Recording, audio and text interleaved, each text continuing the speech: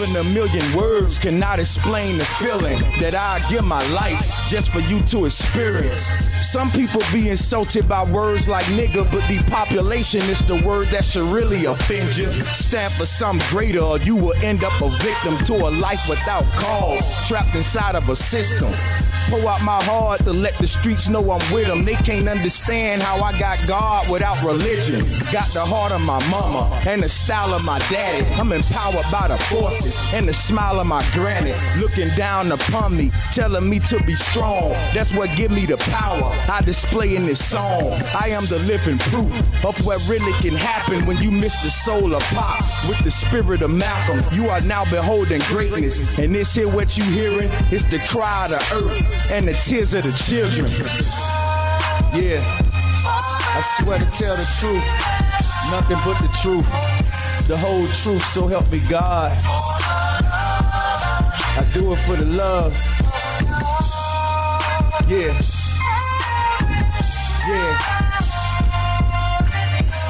Yo, this is straight from the heart. Yo, I say this straight from the heart. Even a million songs cannot explain the passion that I take in the battle as I'm slaying these dragons. R.I.P. Khalid, the people who stopped the Panthers, feeding y'all propaganda, fronting like they got the answers. Words of wisdom, truth shining through the lies. And before I lead you astray, I will be crucified. This is bigger than music, salvation for black youth. Cause the tears of the children water my black roots. Take a look at the hood. Niggas sprung on dope, rewind time, same niggas hung on ropes. So now I'm taking the stand, fuck taking the fall. All devils ain't white, how can I hate them all? I'm only a young nigga who just happened to make it from where the blood flows through the cracks in the pavement. You are now beholding greatness, and this here what you hearing is the cry of the earth and the tears of the children. This is an expression of my soul, delivered to the globe. Yo, I do it for the love. Yo.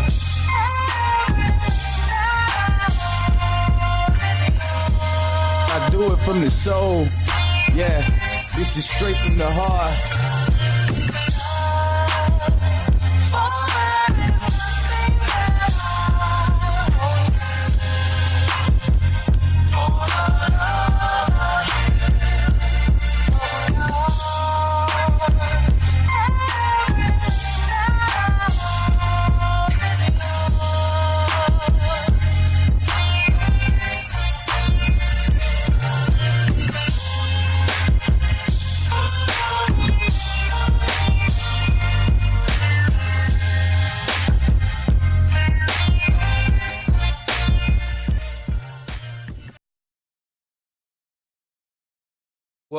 Welcome everyone. Welcome, greetings, my brothers and sisters. I hope y'all like that fire intro track. That's an old one. I actually made the beat for that and wrote the lyrics to it. And at the time, I wasn't the best engineer in the world, so the quality is what you get. If you know anybody with little independent record labels or in the music game who looking for talent, hey, I'm still out here. I'm an artist, man. I'm willing to work with a little label to get an album out, and we can both get paid. Let's do it. Shout out to everybody in attendance today. You know how we do it. Let me get a mic check. Let's start with a mic check so we can get our tech issues under control. Put a 1 out there if you can hear me loud and clear. Put a 1 out there. Put a 1, appreciate that. Yeah, again, thank y'all people for tuning in today. Today we're going to be finishing up our Kemetic Cosmology. Thank you, Teku Brown. Thank you for the donation. So if you was listening to us on Thursday on brosancheztv, we were going in on Kemetic Cosmology. A lot of people was resonating with that. And we wasn't through with that lecture. I could have made y'all wait for next Thursday, but I said, you know what? For Monday Mystery School, we'll complete our Kemetic Cosmology. And the reason I decided to do that is because a lot of people who are subscribed to Bro Sanchez TV still have not subscribed to Bro Sanchez Live. So I want to give them a reason, an incentive to come over here. So I say, you know what? I'm going to put part 2 for Kemetic Cosmology over here, and that'll give them people a reason to come over here. So we'll do the Kemetic Cosmology. We'll finish that. But before we finish the Kemetic Cosmology, I want to talk to you all about what's going on in our crazy world. We're on the brink of war right now up under Donald Trump. I know that's on a lot of people's mind. Middle Eastern general was killed by Donald Trump, and now they have a, what is it, like a $80 million price on his head?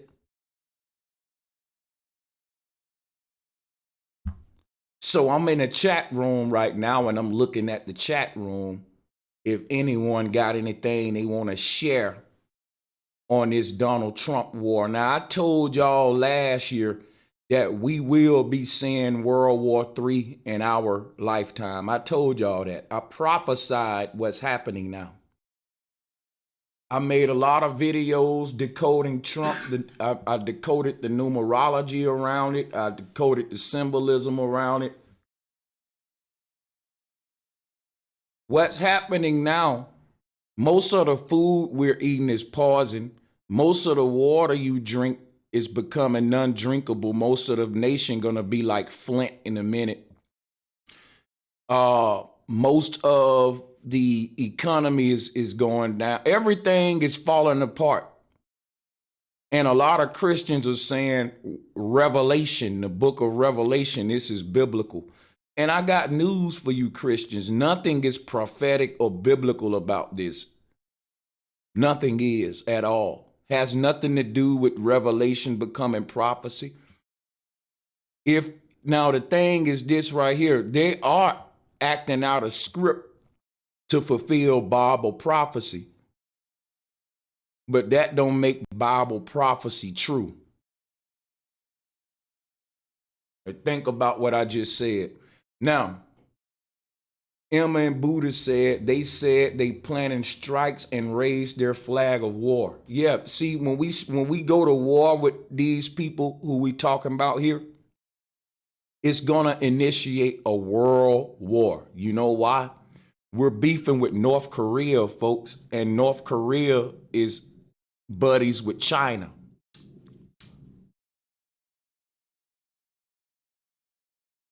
North Korea is buddies with China. We're bringing in the year 2020 with war.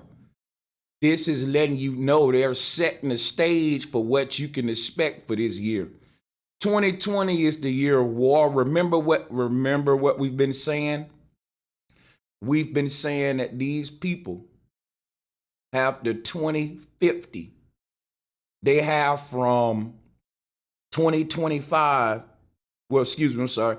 They have from 2020 to 2050 to decrease the world population to 1 billion or below. Now think about that.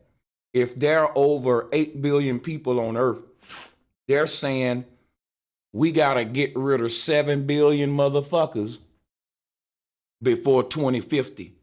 Now, from 2020 to 2050, they got to decrease the world population like they've never done it before. So it makes sense that we're entering 2020 with war.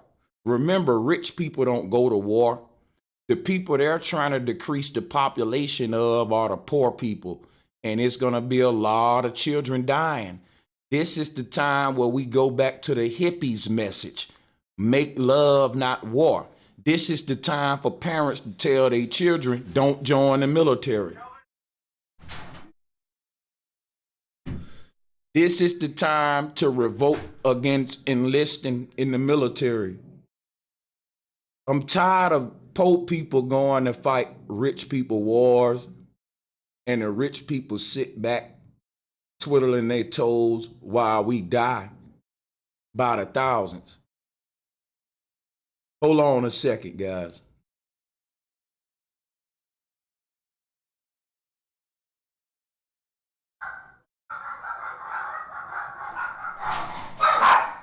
Hold on. Okay, I'm not sure if we're still live or not.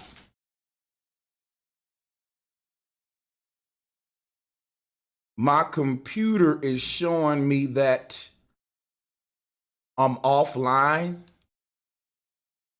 If you guys can still see and hit me, if you can still see me and hear me,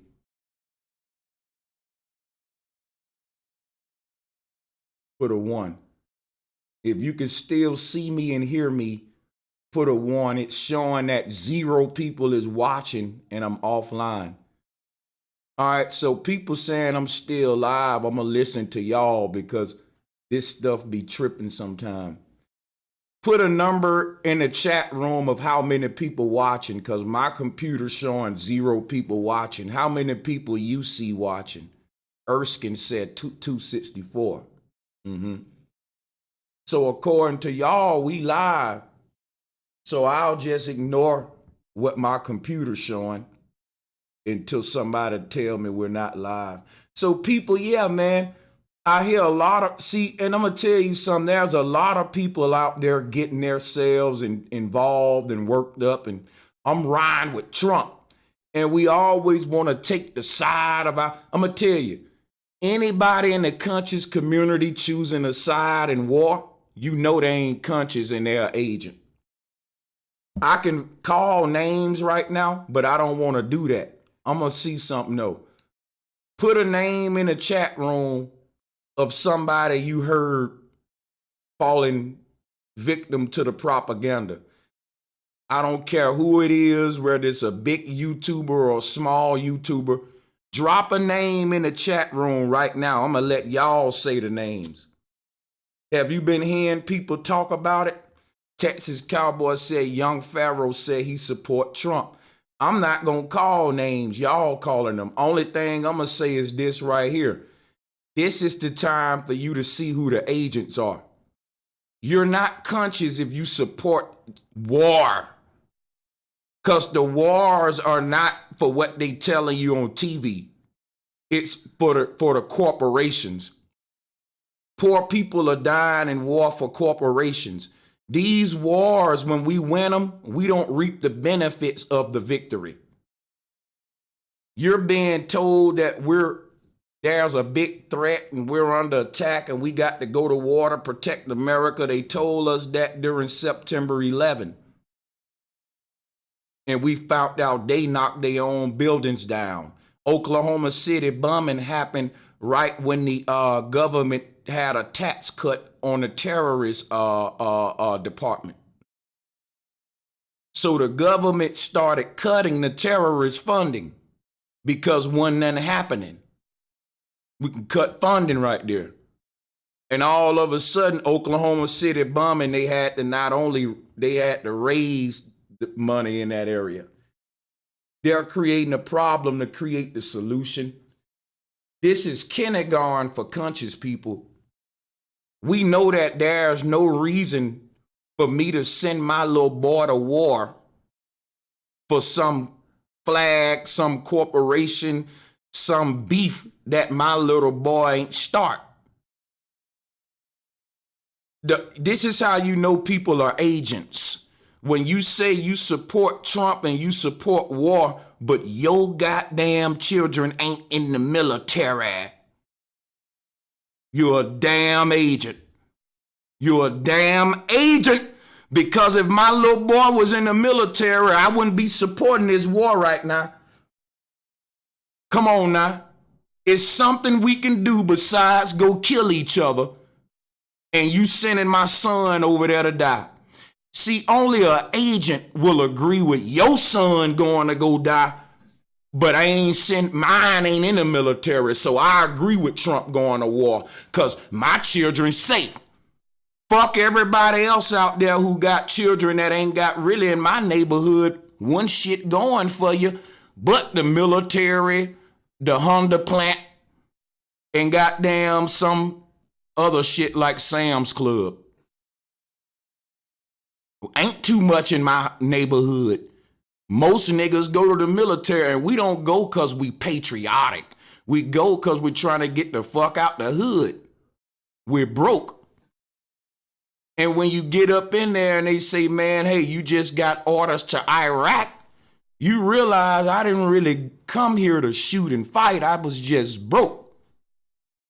Then a nigga start looking for ways to get out. Or, cause that's my story. I bitched up. I wasn't going to Iraq. I didn't sign to really fight for real. I didn't know you niggas was gonna really make me go fight. You know, I'll join the train every day and shit, do the training, but really go and fight? No, nigga, I'll do that I did that in the hood.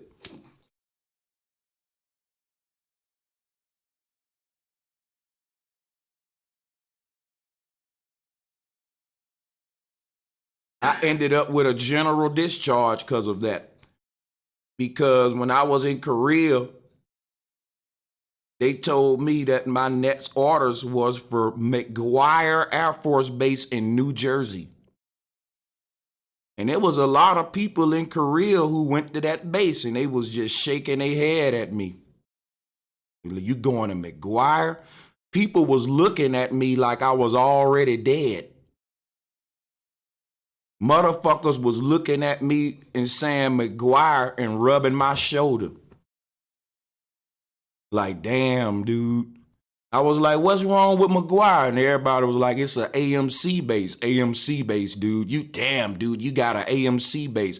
And I'm going around, I'm like, what's AMC? What's AMC? That, dude, that's Air Mobility Command. I'm like, so what's so scary about that? They deploy on 6-month cycles. I had 2 years at McGuire, which meant I would have spent a year in Iraq because I would have did 6-month cycles. 6 months at McGuire, 6 months Iraq, 6 months McGuire, 6 months Iraq. When them people broke that shit down to me, I started asking motherfuckers, how do you get out of this shit? And I came across a couple sergeants that gave me the game. They said, look, man, tell them you don't have the heart to kill and they'll put you right out. And you won't even get a bad discharge. And I started becoming religious than a motherfucker. And I went up and out of my first shirt, I said, sir, you know, I really been getting in tune with my spirituality and I just can't picture myself taking another man's life. That day, they called another General Graham, he's a psychologist, to disarm me and give me psychological treatment. Think about that. They took my gun away and started giving me psychological treatment. Then they reduced my duties to mopping floors and being like a janitor. That was embarrassing because you see everyone else with the beret on where they still got their guns and they passing by you and you ain't got your gun and you sweeping floors and shit. What happened to you, dog? Oh, man, you know, psychological treatment, you know. Oh, you trying to get out? Yeah, man, you know. Oh, dude, what's wrong? You scared of McGuire? Yeah, I'm scared, motherfucker. I don't have a problem saying it with your gun-ho ass. You go.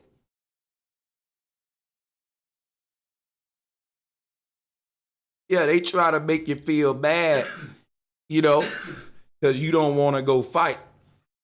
You go. Well, fuck, I go back home and do security. Fuck this shit. I don't want to fight.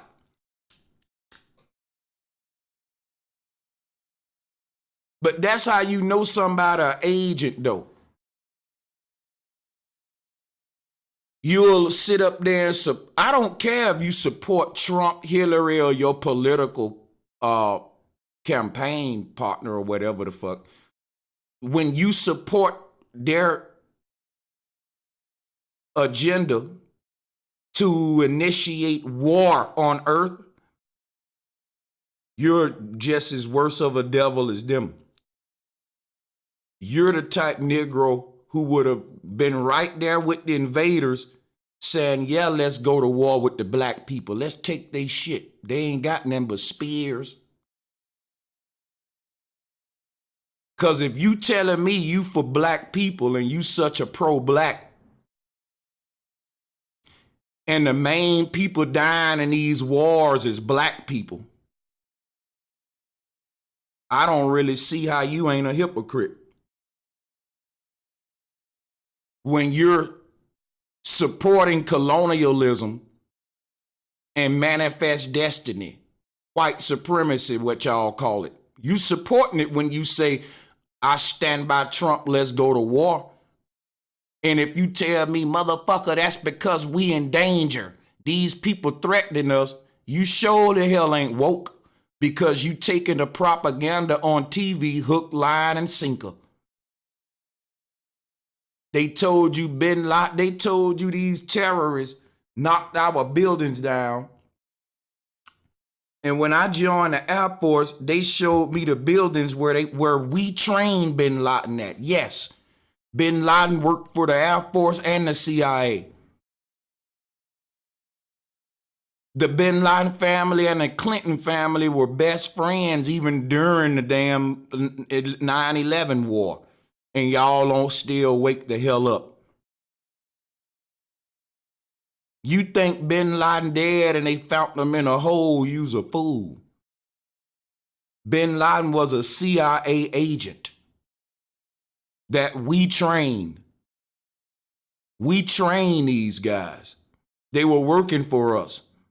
See, the only people die is the poor people. They can find a bunch of poor-ass Muslims in their country that'll be willing to commit suicide for 20 wives in the name of Allah. They can find dummies quick. And we can. This is a chessboard. And remember, the king and queen sit in the back and they send the pawns out there to fight. See? See what I'm saying? So you got governments overseas telling their troops, yep, America is a threat to us. And we doing this in the name of Allah or in the name of Buddha or whatever you worship. And we're telling our people the same shit. Hey, they're a threat to us. And we doing this for our nation in the name of liberty, freedom, and Jesus, whatever. And both of these people that's telling the poor people that, no, they ain't no threat to each other. That's why when we blowing each other the fuck up, they sitting down having coffee and airing it to you on CNN. Trump meets with the leader of goddamn North Korea to discuss ways to end the war. If these rich motherfuckers can sit down and talk it out, why your poor ass out there shooting each other? Why they can't line them troops up and we talk it out, get a big ass table, let's do what they doing. This is population control. The rich people the rich nations, these nations that's at war, the powerful people sitting there and they got their poor people on the front line shooting each other while they sitting there shaking hands, and it's some big political TV shit where the leader of America is sitting down with the leader of damn North Korea and they're trying to look for ways to stop this war. And I'm like, why he ain't shot his ass yet? Why Trump ain't put out his pill? Why them niggas put him in a ring or something? They get to just sit down and talk about it while we shooting each other the fuck up. And then when they say, okay, I'll stop, man, you cool. Then they hit a fucking button and all them niggas stop shooting each other like fucking zombies. Just like that. This is how controlled you are. While you out there shooting each other, the rich niggas sitting down discussing when we gonna make them stop shooting each other. And then they say, okay, we'll end it in another month. And then the niggas say, okay, war is over. And you niggas stop shooting each other and you're no longer mad at each other anymore. You're controlled. And everybody that said, yeah, we should go to war, I'm riding with Trump. When the war is over and the countries come to a truce and peace, they don't give a fuck about them soldiers that died. You was just a damn pawn. You just, nigga, we just used you to die right quick. Now, how would you feel if you was in a hood and you was part of a group of a clique of niggas, a set?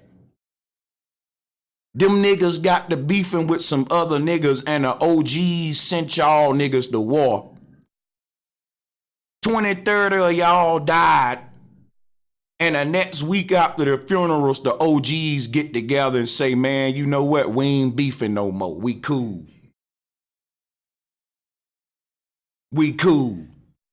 When does that shit ever happen? When does that shit happen where we let y'all kill our people, we killed your people, and over a cup of coffee, the OGs just say, okay, stop killing, man. We through with the war shit. Send in the companies to rebuild it and raise the taxes because, you know, we're going to have to pay for all this damn destruction. So they kill two birds with one stone. We get population control.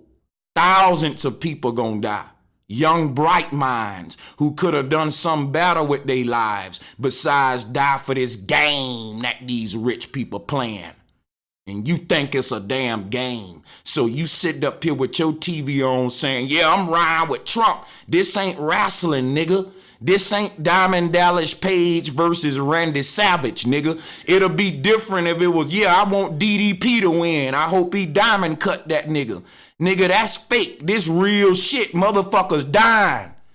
You can't be so quick to just say, yeah, go to war, Trump. I'm riding with it. How you for the people, but you ain't even researched the shit a week and you ready to kill and be killed, but your children ain't in the military. We're talking about war.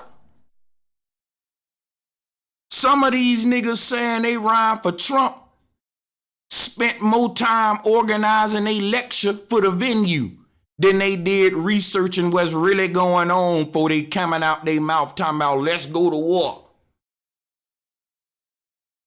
Ain't no way you research what's really happening before you agree, yeah, let's send these children to die and kill one another.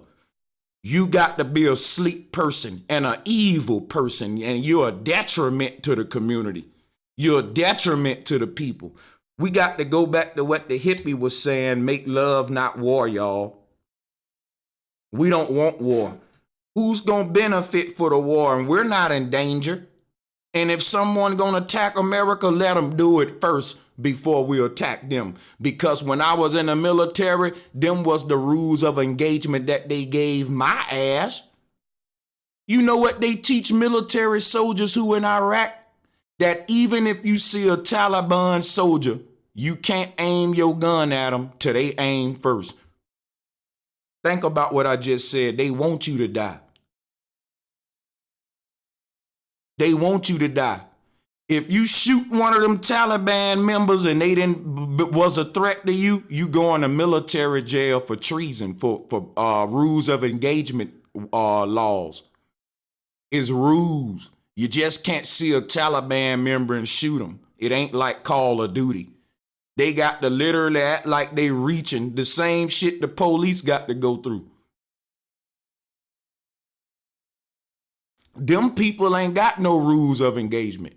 They can play dirty and do whatever they want to do, but the Americans got to have rules and do it the right way. They want us to die, my nigga. Ain't no fucking rules to war, you know that.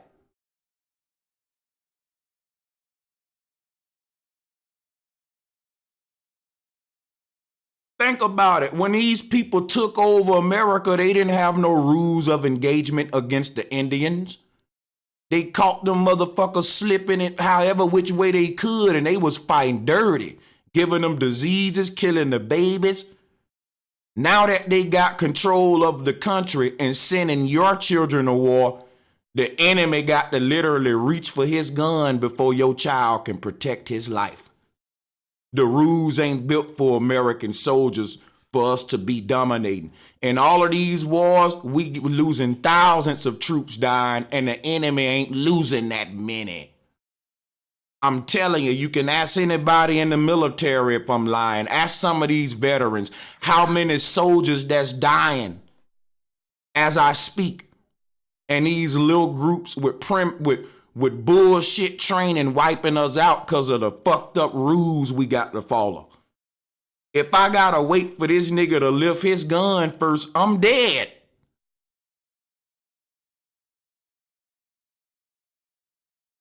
I'm dead. When these people took over this country, they didn't have no rules of engagement. They saw an Indian and they killed him right there with his back turned. But you got to have rules. They want you to die. Anybody supporting this war is an agent, whether they know they are or not. They supporting an agenda. That's what agents do. Support agendas. An agent supports agendas. Knowingly or unknowingly, you still are an agent. Hold on.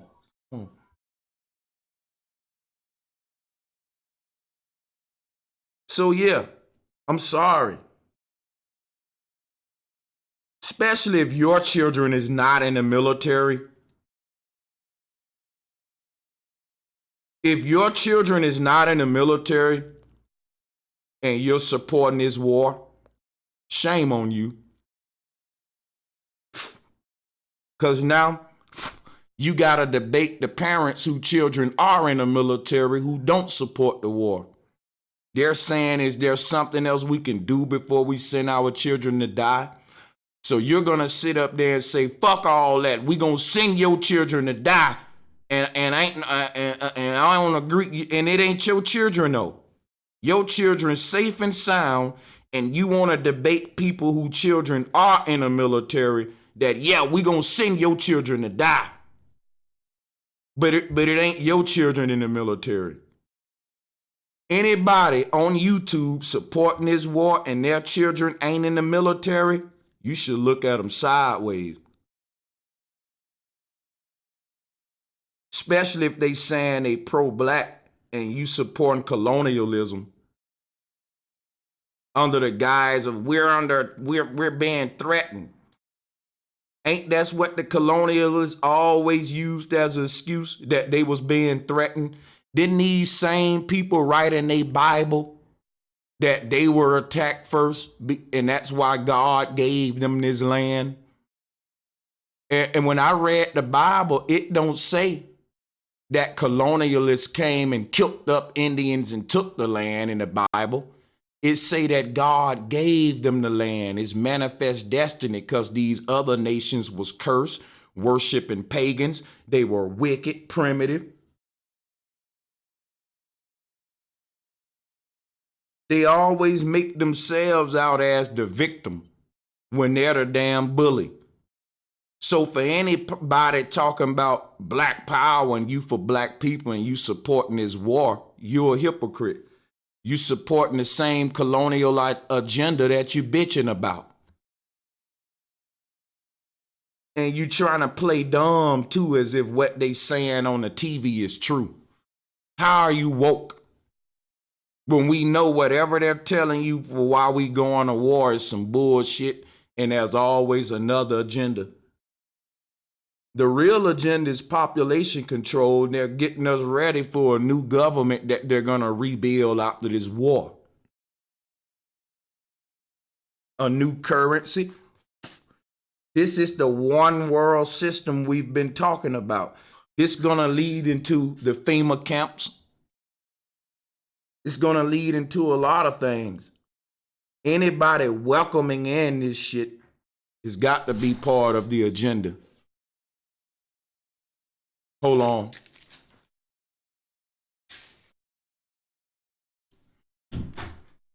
Yeah. It's just big time hypocrisy. Your children ain't in the military and you supporting the war? Damn. All right, I don't want to beat this horse too long.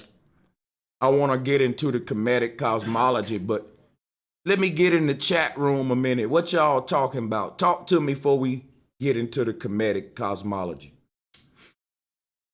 You can at me and it'll turn me orange like GPS. GPS Sage is showing y'all how to do it. Show them how to at me real quick, my brother. GPS. In case they got a question, you can send a super chat or you can turn me orange, and we'll answer any questions about this war before we go to the next.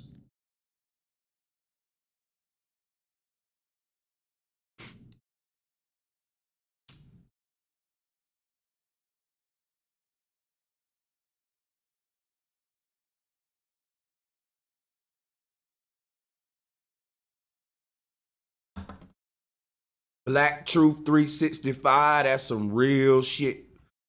Shout out to Black Truth 365. He said, say, bro, they didn't send out your notification. Yeah, man, they trying to censor the truth, bro. He said, black people need to stay out of this war. It's between white supremacy versus Iran. I couldn't agree more. I agree 100%. I agree 100%. Anybody saying they pro-black that's supporting this war is a hypocrite and commit genocide on their own people. Who you think? Man, I'm not making this up, man. It ain't no racist thing. Hey, I'm all for all races thriving and working together against our common enemy. But they have everything segregated for us to hate each other. When I was in the military, it was a lot of rumors about, hey, you know, the black soldiers get deployed more. And you can see it.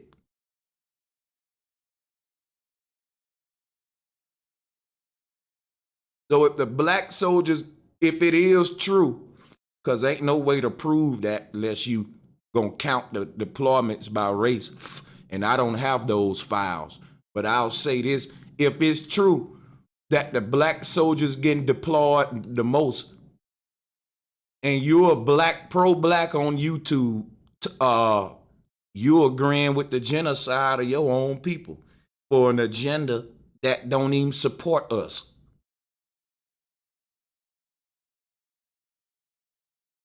Think about how hypocritical it is, and this is what an agent does. An agent will support any agenda long as it's lucrative to them personally, even if it fucks us all up collectively. Agents support agendas. And this war agenda is the #1 agenda against the people. I don't see how anybody for the people could support it. Because at the end of this war agenda, it ain't benefiting us. They telling us we're benefiting by being protected. We're going to be safer. Motherfucker, I'll take my chances. See, because that's what we do in the streets, right? If a nigga tell you, nigga, when I see you is on, are you going to strap up and go to his house and blow his brains out? Or you going to tell him, okay, nigga, we'll see. We'll see if you bout that when I bump into you, and you gonna continue your life. And you ain't gonna even be sweating that nigga like, and if I do bump into him, it's on. But you ain't finna go get a case cause some nigga's threat. You gonna see if he bout that life. Okay, nigga, I don't believe you. Show me. Why can't we think like that when it come to war with politics? They got y'all that stupid, that street knowledge just go out the door. If Iran making threats at us, we'll see you when we see you, nigga. Back it up then. Let's see if you bout that life. No, let's just send our children to go die. But you wouldn't do that in the streets. You'll have more sense than that. But all of your sense and logic go out the door when it comes to these presidents. They can just make you sacrifice your babies. Damn, this shit's deep. They can just make you sacrifice your babies without thinking into it, without discussing any other options. Nope, let's just go to war because we got the spirit. We got that red, white, and blue shit flowing. Yeah, don't fuck with America. Let's go die. But guess what? My children ain't in the military, bitch. See the mentality? It's the same way you niggas go to football games or boxing matches. You watching them niggas beat the shit out of each other in the UFC. A nigga be over a nigga, kneeing him in the back of the head, blood popping out and shit, y'all cheering. Yeah. Why? Because it ain't your husband out there getting his damn brains kneed out. Not a woman who sitting in the crowd, who husband getting the damn lights beat out of him out there. She telling them, stop the match. Stop it. Everybody else saying, no, we paid our money to see your husband get the living shit beat out of him. It ain't your children on the front lines in the war. So you rooting saying, yeah, let's do it. Some gladiator spirit. You're still Romans. It ain't your children out there dying, so you don't give a fuck.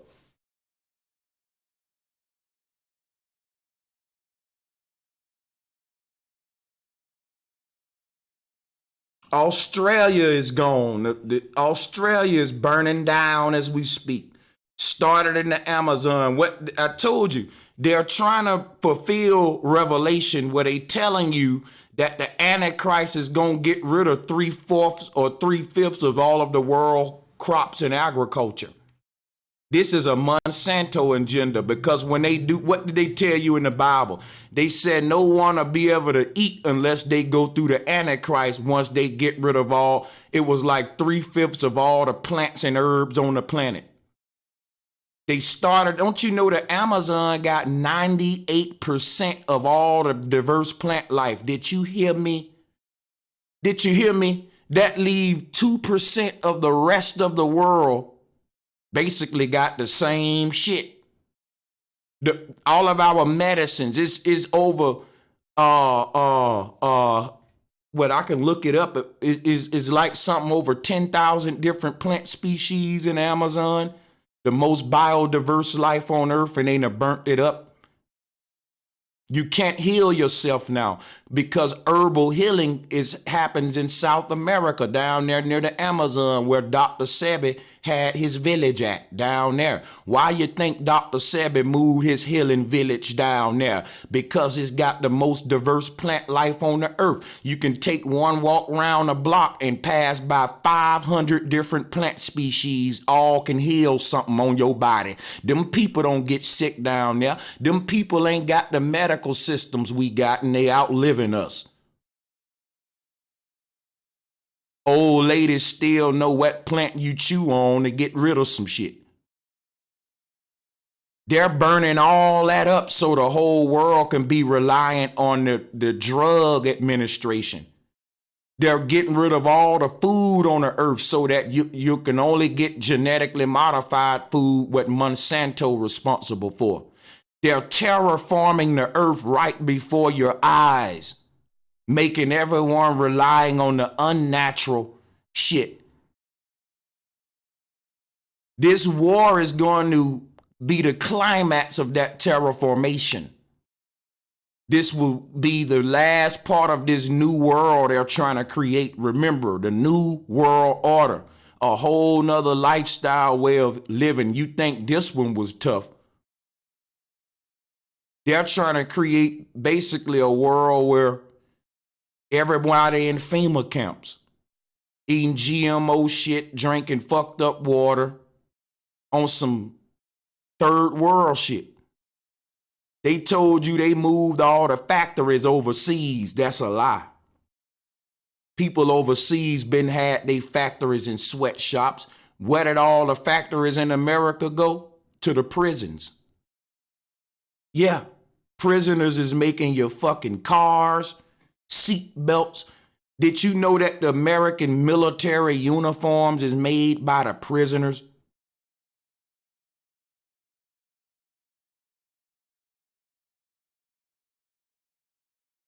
Right. They think that America moved all these jobs overseas when the prisoners doing it. Yeah.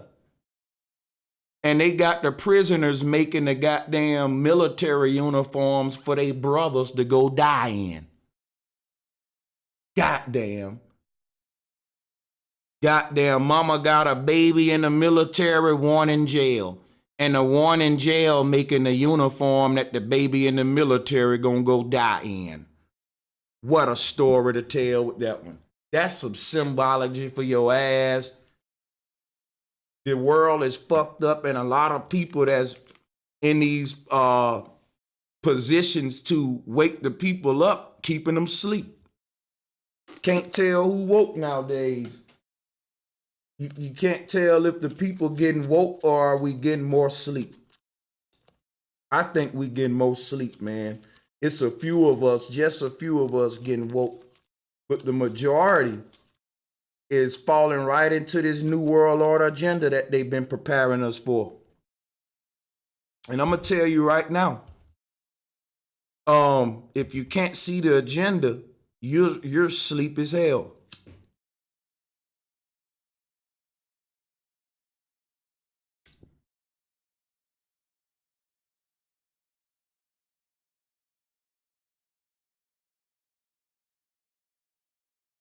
You know what? Somebody said, am I gonna accept the mark of the beast? I'm not accepting no mark from no beasts. And guess what?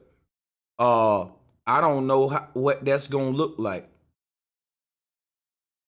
Sanchez, Seti, and Pharaoh said they want to challenge you to flat earth. That's what Zariah May said. I know that's a lie because I just spoke with Pharaoh and he said he don't want to debate me. Hold on a second.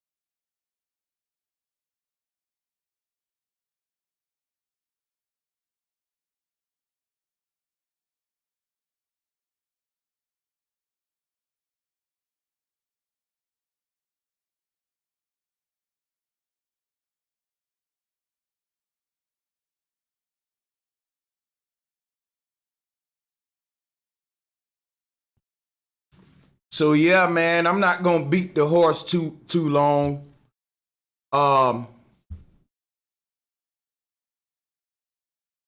Seti and Pharaoh want to debate me on flat earth. That's just a rumor. I just tried to debate young Pharaoh and he said he didn't want to fuck with me because he think I porn bummed him. So if he think I porn bummed him, he wouldn't want to debate me on nothing because he think I'm a porn bum him again, right? Show me proof that they said they want to debate me on flat earth and then I'll respond to it.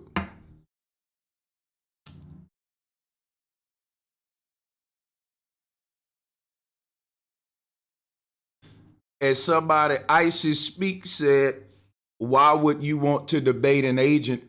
Why would I want to debate a non-agent? Think about that question. If somebody ain't an agent, I ain't got no debate with them. You ain't an agent. You one of me. You on my team.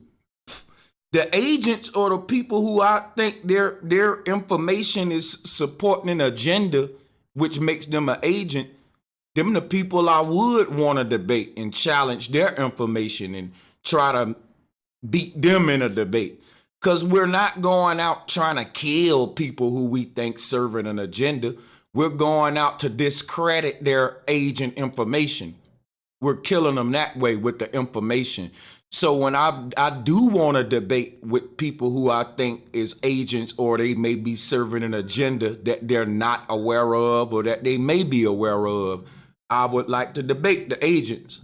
The non-agents, I don't want to debate them because they on my team.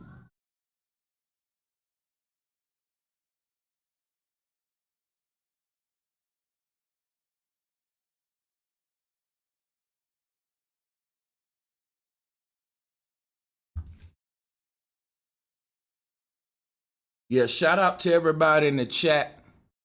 The other Ray J says swirler agents. And I'm going to tell you something right now. When you look at what's going on in the world and niggas still talking about swirling, it ought to make you palm your face.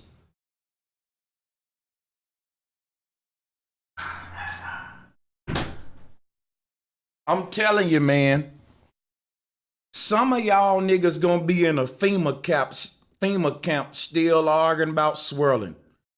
You niggas gonna be in a FEMA camp getting burnt up and poisoned saying, look at them swirling ass niggas. Pass me my government lunch, nigga. In the FEMA camp.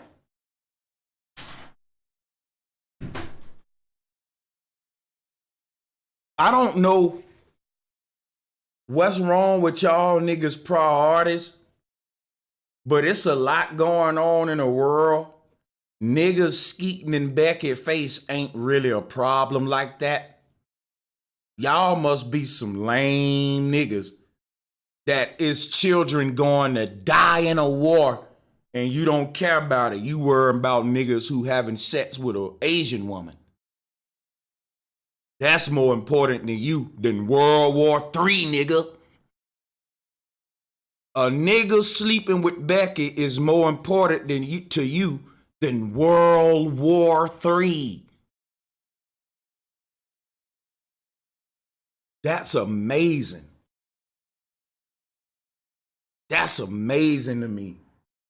Some of y'all make me lose hope in us, though.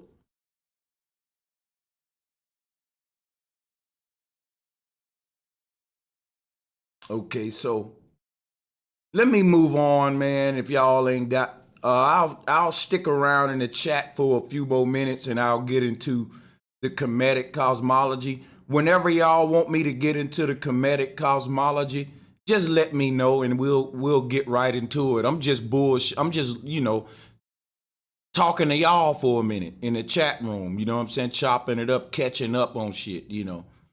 We ain't in no rush, but if y'all in a rush, if you want me to get on into the Kemetic cosmology, then I will, though.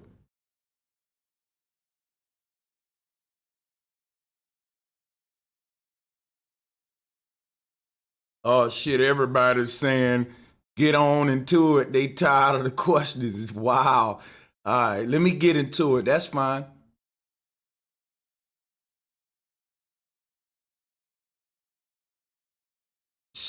Speaking on government deception, the name of global warming has changed like 2 or 3 times. It's now called climate change. People, the climate changes every day. Have you seen any biblical climatic changes? If not, then it's true that whatever they put on TV, we take it hook, line, and sinker as reality, as truth. Everyone has been noticing in their cities, the weather pattern ain't changed. If you live in Buffalo or if you live in LA, the same clothes that you've been wearing for the same couple of last years, you ain't have to buy more winter gear. Did you have to adjust your wardrobe lately for the climate change? Did you have to go buy more summer clothes or more winter clothes? Do you find yourself wearing your winter clothes more than you used to? Or is it about the same? Your pattern is the same. That means the climate has not changed. Someone's just changing y'all paradigm through the idiot box. So they want you to get into climate change and all that to restrict you more. This got something to do with Kemetic cosmology, what I'm about to get into, because what we want to start with is the global deception. They always got to sell you the propaganda of the end being near. They got to keep you in a constant state of fear to always think that the end is near. Now, we're entering a new aeon in the occult where they have to recreate the economy, the government structure to adjust to a new paradigm that we're under. So with that, the adjustments aren't going to be comfortable. It's like a corporation shift. You ever work with a company and the company get bought out? Now you got to change your uniform, change your procedures. You may get a pay cut. It may be where you were working from home, but after the company was bought, they don't allow you to work from home no more. And it's not a good change, these changes. It's not a change for good, it's a change for bad because it's going to get worse before it get better. So the scary thing about it is that they're going to succeed at reducing the world population, and we're not going to even know that it's them. They preparing us for an out of world, what I would call a reset. If you pay attention to history, and we are into our Kemetic cosmology. This is the introduction for our Kemetic cosmology. We got to start with the global deception. This type of propaganda started in ancient Egypt. Fear propaganda, cataclysmic folklore to control the people's minds. You can't govern the people's mind without fear campaigns. That's how you create a need for government, because they're the heroes that's going to take the fear away. So what they're doing right now is creating a new form of technology that's going to knock away some kind of meteors. Let me read the article for you.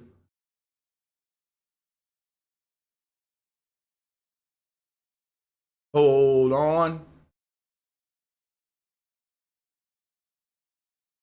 Hold on. Someone sent me this link.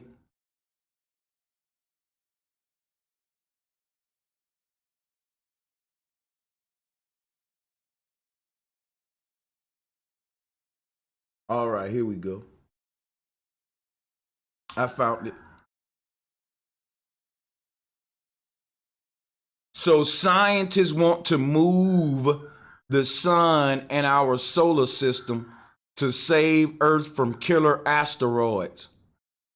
All right? Keep that in mind. This is from Fox News, and this was published 4 days ago. You need to think about what's happening in your world. We're at the brink of World War III, and scientists are talking about moving the sun and a solar system. They have dumbed the world down to a point where they've convinced them not only that we are in a solar system, but that man can move it.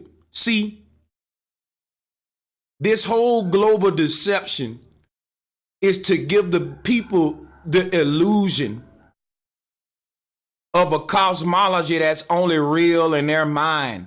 But the reason they created this bogus cosmology is because the true cosmology, man can't control it. When you create a flawed cosmology like what you see on the screen, it needs man help in order to stop being chaotic. But what we learned in the ancient world about Ma'at was that she kept balance, and that is actually blasphemy to say that there's any point in time where Ma'at will not have balance.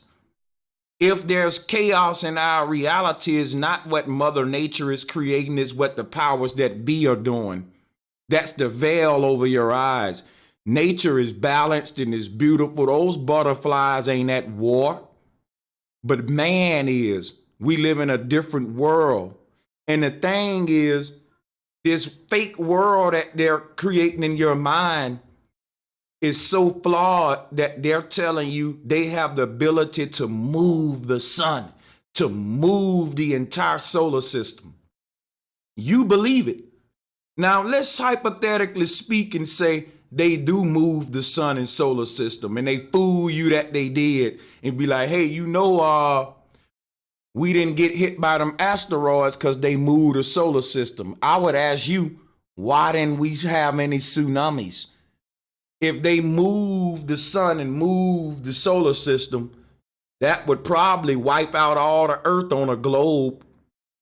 One little movement can make a tsunami the size of a country. We know that. So their very research debunked the laws of their model, which show you is all bullshit. You can't develop technology to move the sun and the solar system according to what they're teaching about the sun and solar system.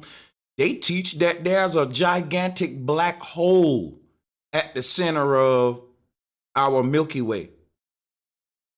And that black hole controls our entire solar system. They say this black hole is so many light years across, you can't even fathom it. And it's so strong that nothing can combat its pull. But yet they're telling you they can pull some from it.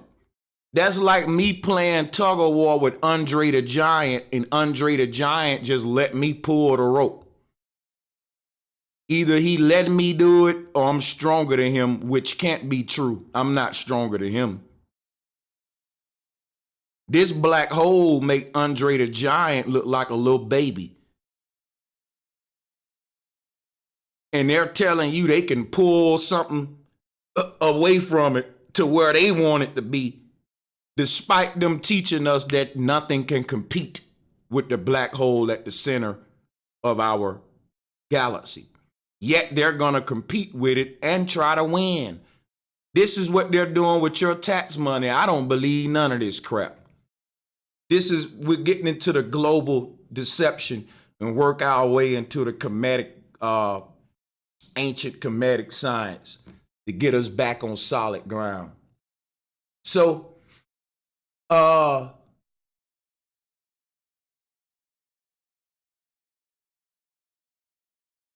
okay, so here is the United Nations flag and the flat earth map. And a lot of people say, why do the flat earth map look like the UN flag? That's a good question. I'm going to answer it for you. The secret is that the UN flag is the truth about your earth.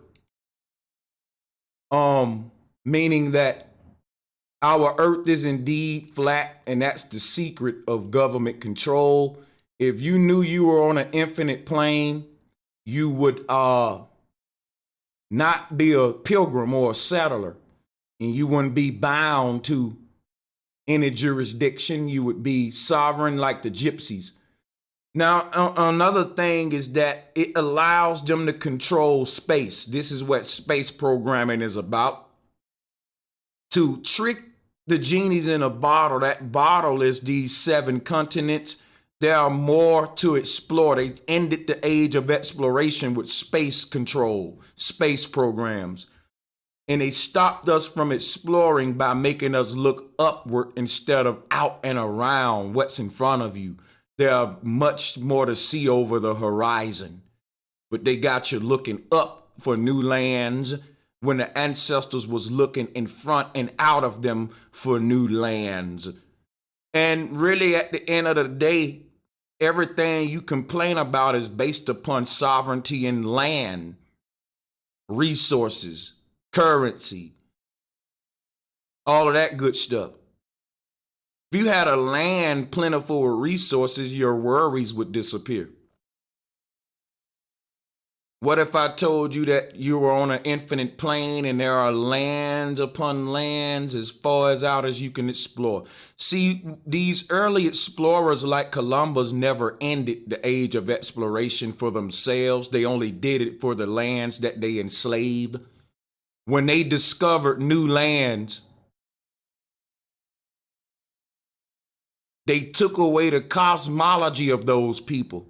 Those people knew that the earth was booming with lands. Those people were expanding their civilizations outward to new lands. Everyone was explorers before you became janitors and insurance salesmen. Now, when they captured your land, they stopped your expansion by giving you the globe and taking away your ancestral maps. I don't know if you guys know, but map making is synonymous with cosmology, because when you making a map, what are you laying out? the layout of the earth or the cosmos. So the ancient cosmology was also maps. And that's how you get the flat earth map, which we can link to many cosmologies as I've done. Right now, we want to make it through this introduction for this Kemetic cosmology. What you're looking at is Ma'at in the background, and I want you to compare her to the United Nations symbol. You can see that the United Nations, along with the space programs, are plagiarizing ancient spiritual systems and ancient cosmology systems and controlling space, not only geographic space, but mental space. Because when we had these ancient systems, we knew about other geographic lands, but we also knew about other astral lands, and we mapped those out too. So some of the maps that you will see, they won't have continents for this earth. The ancestors were space travelers. The original astronauts were astral travelers. Before the science was stolen, we launched our consciousness to other alternate realities. Now they're launching rockets up there, and no one is astral projecting because the rockets took the place of the consciousness. You should be blasting your mind off into the cosmos. You came here doing it as a child. You didn't know how to control it. No one taught you to harness your powers. In fact, they taught you to get rid of those and replace for space programming. So no one is traveling. They're not astral traveling. They're not geographic traveling. They turned us all into pilgrims, settlers. And the only traveling we do is to go to other people's land and take what we want. And that's where we're at now with World War III. People are supporting pilgrim behavior, calling themselves for the people. Now, Ma'at is showing you the expansion of the horizon line. You see? We can compare her to the Mayan cosmos. Expansion takes place at the center of our circle.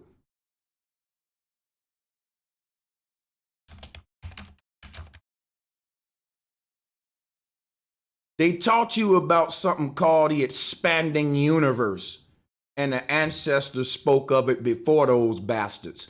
They said that our reality is a conscious projection from the North Pole. In other words, it's a simulation and a hologram. So they taught that the original thought for this template, for this simulation, is where the compass is pointing. And that's where the simulation is being projected. Everything from the air you breathe to the ground you walk on is expanding from a point of singularity. In other words, creation grew from creator.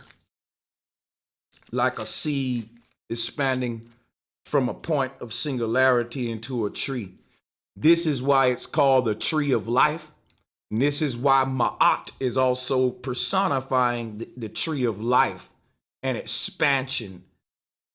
So this is your original expanding universe before it was corrupted and turned into modern occult trickery to keep you locked in, all right, unaware of the dimensions and boundaries of your reality, keeping you confined to a certain space is what space programming is all about. Okay, keeping you confined to a certain vision is what television programming is all about. All of these programmings work together to keep you in invisible chains. And what I'm trying to do with the truth is set you free here, showing you the ancient truth. So that you're no longer governed by fear. And you will no longer see a need for war once you understand the truth. So we're doing syncretism in association with Kemetic cosmology. You can see Ma'at relations to the flat earth symbolism. And what I'll do here is show you more plagiarization. Because what I like to do, I like to show you guys the plagiarization in real time. We're not making this up. We're not making this up. Okay, if a picture is worth 1,000 words, a symbol is worth 1,000,000 pictures. You see, what they're calling the ISS is what the ancestors call ISIS. You can throw it right here. He'll get it. Thank you. See, when they tell you that they have people living above your head, that's an ancient concept. The ancients taught that there were astral realms above our realm, that you can ascend the consciousness into these astral realms or descend the consciousness into these underworlds. Each one would teach you something that will bring you closer to the central self upon these travels and voyages. So, just like they teach us that the astronauts are going up there living in the ISS and they're coming back with divine information that's helping us make scientific advancements and all of this mumbo jumbo. But the oracles and the ancients, the truth is that all of this is happening in a green screen room, and that all of our inventions and technology come through meditation and reverse engineering ancient technology. Ancients would travel into the future. We were, with astral travel, what the ancestors taught that the past, present, and future was taking place at the same time. And you had people that was voyaging into the future, real prophets, not these dudes today. And they were coming back with technology of the future. And that was a way of speeding time up. So all of these points in history where it seemed like everything was slow, and all of a sudden there was these big technological breakthroughs that sent civilization into a new paradigm in a span of like 5,000 years, as opposed to 250,000 years of Stone Age civilizations. All of a sudden in 5,000 years, you get a technological breakthrough that changed the time and paradigm for man. People have been warping the time. Time is represented by where a people is at in their scientific advancements and levels of consciousness and awareness. So time repeats itself and we go into the future and the past as technology recreates itself and become advanced or non-advanced. So we're going back in time when you hear presidents talking about burning coal and coal mine plants. That's what Trump talking about. That going into the future would be working with green technology, things that's good for the earth and the people, like what the ancestors was doing. Some people took us back in time, and they're trying to take us further back in time. But this is what's going to happen before it gets good. Now, they've been giving us our spiritual symbolism in an occult way to create a matrix world. The world as manifested outside is manifested by the collective, by us humans. We shape the environment. So the thoughts in our mind create the world we see with the collective of it. And look, everything we see showing you where we at right now in time. We've deteriorated to a point of time that any ancient would show up and say this is primitive. Yet they're teaching you that the ancients were primitive. Everything is flipped, and that's why I use these symbols to show you how this shit was flipped. They telling you that they sending people to go live above your head in the ISS, but the ancestors said that you can go and live in realms above your head, in astral realms, through the knowledge of Isis. See how they flipping it? When you start studying what Ma'at or Isis represent, She represents the portal or the gateway into the astral realms as well, the expanded universe. In other words, the land you walking on is expanded into the astral planes. So you can walk off of the physical plane into astral planes in the heavens. And that's exactly what the astronauts are doing on an esoteric level. Astronauts are supposed to be astral travelers. All of us are astral travelers. But only a few people are astronauts to stop the rest of us from traveling. But they keep you looking up to stop you from going and see what's beyond the stars or these astral realms, other places of consciousness. And it's true, people. You've dreamed before. You've traveled before when you didn't try to. In the ancient world, they would teach you how to harness this stuff where you can lucid dream and astral travel at will. Today, they give you space programming and say you can't leave the earth. No way. And we can leave it. We can go sleep above your head in some ISS. But the ISS is them fooling you and they're plagiarizing ISIS. This is the true Kemetic cosmology that Ma'at represents a gateway into other dimensions as well, an expanded universe. And you can spread your wings and balance yourself through Zen, through meditation, to escape through the place where the feather is at. The portal is on top of her head.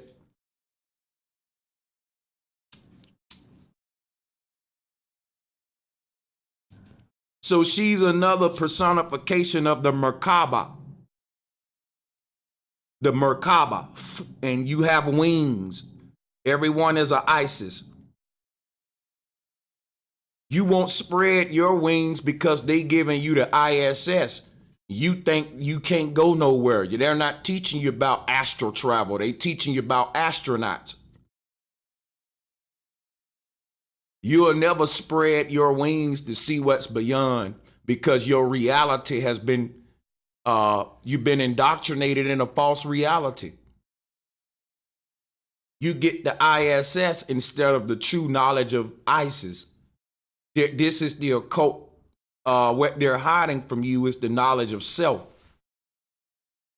Let's move on. So when we syncing everything together, Kemetic Cosmology Part 2, thank you for joining in. We starting off with Isis. You can see she represents the tree of life to the Maya right here. The portal out of the earth, the sacred bird of heaven being the pineal gland or the capstone that detaches from the pyramid and it flies away to project another reality or a base for itself. This is the Vamana concept. All right. The sacred bird represents the part of you that detaches from this world and go to other places. That's the conscious spark. That's the part of you that's controlling the dream body. But the gateway out of the earth is right here at the center. So here we have a Jesuit cross. And the reason I put this up is because people who don't understand flat earth don't realize that we don't live on a globe. We live in a globe. We don't live on a sphere. We live in a sphere. And curvature is not because the ground is curved. It's because your eyes are curved. And I'm going to show you what I mean here.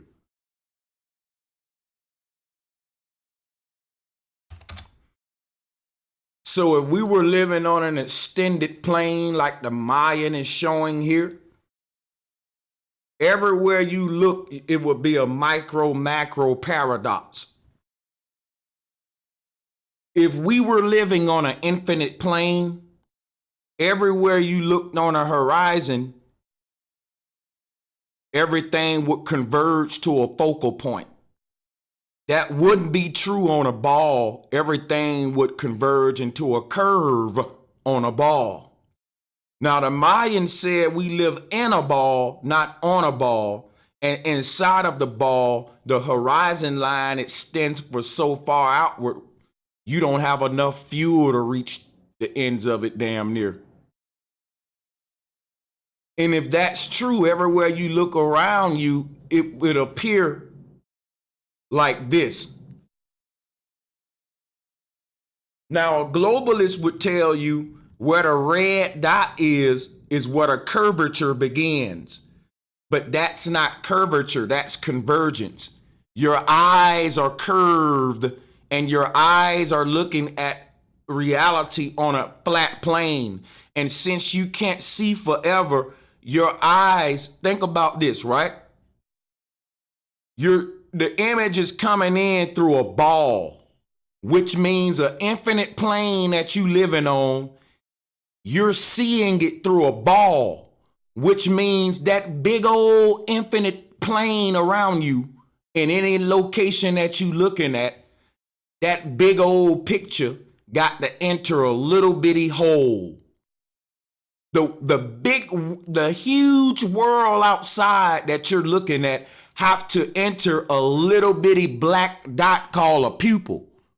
And because your eye is a little hole that is allowing the image to enter this little hole, you have this red dot right here in the background where the image is converging at. Are we tracking? Are we tracking? I'm teaching you how your eyes work.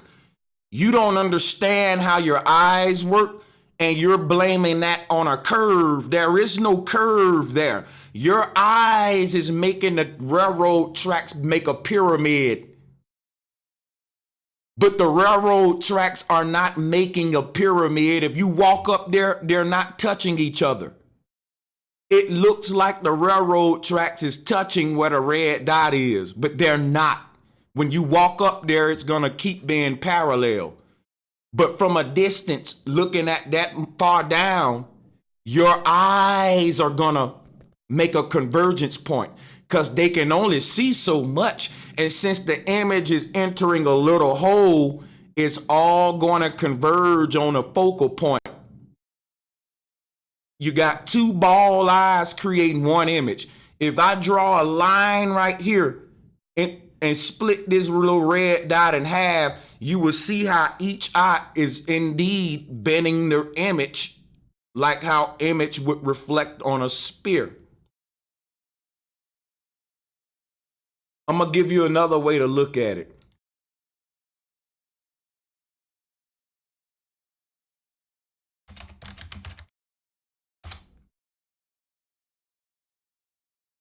See, when you look at an image, now this is reverse right here. This is kind of just to get you to see what I'm saying. When you look at how an image is reflected on a sphere, as you move around the sphere, at any given moment where you're facing the sphere face on, it creates its own focal point. Meaning the image becomes warped right at the middle. Right here in the middle, the image is being warped around. See, in the middle, there's no warping. If you look right in the middle of this thing, there is no warping there because the image is becoming focused in the middle. The image is focused right here in the pupil. The pupil focuses the image. So if you look at this image on the sphere, the rest of your eyeball is blurring out the shit in the background and warping it. And it's only focused on what you focused on at that time. And it's the same way an image is reflected on a sphere. In the middle of the sphere, the image is the less warped. In the middle of the sphere, the image ain't warped at all. But as you move away from the center toward the edges, the image become warped. But if you were to stand over this ball and look at it from a top down, wherever you looking at it at, it'll become focused. That'll be the new center. And everything that you ain't focused on would be the warp picture. So right now we're looking at a dude with a red shirt on. He's sitting in front of some buildings. But if I walk around this ball, I'm going to have a new focal point and he's going to be warped now. If I'm not spaced in a way, well, put it this way. If my eyes are not looking at this dude in the middle and I'm not facing him, then he's focused and he's not warped. But if I move to the side and look at and change my center position, he becomes warped now. And whatever I'm looking at spot on becomes the new unwarped center. This is how our eyes work. So in the center, focus happens. And on the sides, everything get converged, or what you're looking at is this right here, right? The red dot represents the focal point, or the dude in the red shirt. See this dude in the red shirt? He's the focal point. That's where the image meets a point. Is no longer warped because it's no longer there. Both of the warped images create a balanced center where they're now like becoming into focus. You see? All of this warping happening on the edges meet at the image is meeting at the center. Let me show you how it will look.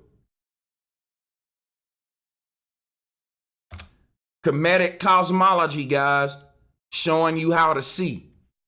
That's why the earth looked like an eyeball. If you don't know how your eyes work, you can't understand flat earth. You don't know that the horizon is horizontal and you living on an infinite plane. Because you think because your eyes is ball that you live on a ball. You think because your eyes is ball, you live on a ball. But what's happening, reality is being focused at the center and everything is pouring into the focal point. Just like this Tesla ball. This is what your eyes are. Reality is entering this ball from all angles, but it's all going down a drain called a pupil. A pupil. By the time that big old image from outside bleed into all the angles of the eyeball, when it reached that pupil point, reality becomes focused into a picture. If you crossed your eyes and blur up, you can blur up the reality because you're putting it together.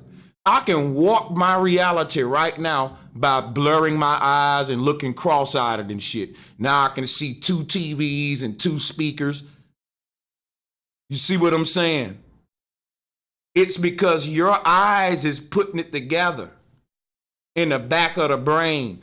But when it reached the back of the brain, it's reaching it as one picture coming in from 2 ball recorders.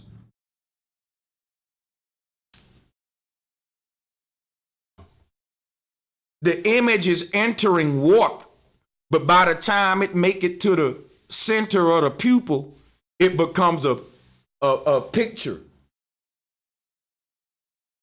So the image is coming into this ball from the outside. It's coming into this ball from all of the angles around the ball. The image is being reflected. It's entering the ball just like this. And by the time it reached that middle point, it's focused. It's focused or balanced. That middle point is why we have convergence. The ground, these railroad tracks are not bending over a curve.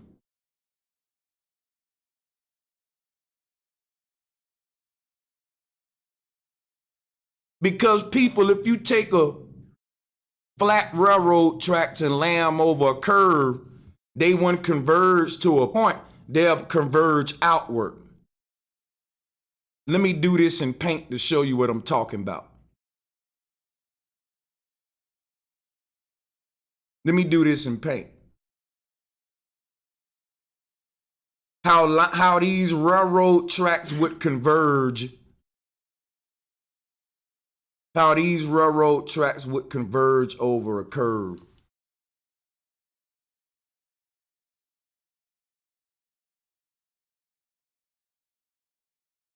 So we'll create a fake curvature line.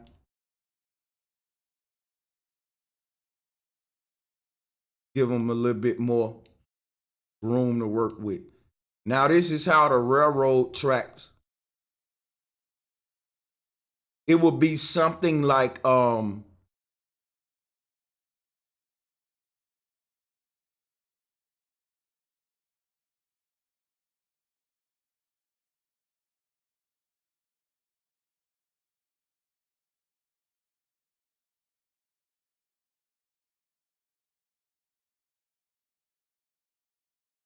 how railroad tracks would converge on a ball earth will be not perfectly this way, but it'll be something like this.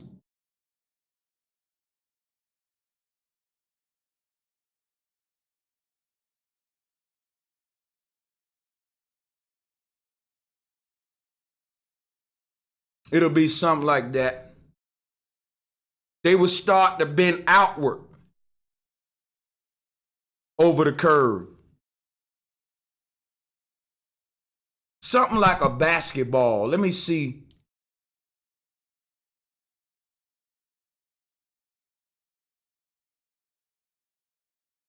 Yeah. Yeah. It'll be similar to that. It'll be similar to a basketball. Where they will start to bend outward, not go to a point. I'm reversing it on you now. I hope I'm not confusing you. We're reversing the concept now. All right, so let's go back here. You see how the image start to distort as it reaches the curve. It starts to bend on the edges of the curve. It starts to bend and warp. If you were on a curved earth, you wouldn't have a focal point of convergence. That would only be true on a plane. Check. This is science that you're not going to get in any schools.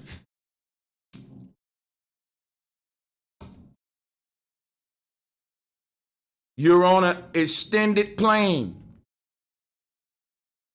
Your reality would converge to a point, and that's what we get. This debunks globe Earth. Now, what I'm showing you is the Mayan concept of Earth. Earth is a huge eyeball. And the way we see is the concept of the cosmology. So you can study the human eye and how it sees and the shape of it, and you will also be studying the cosmos of the earth.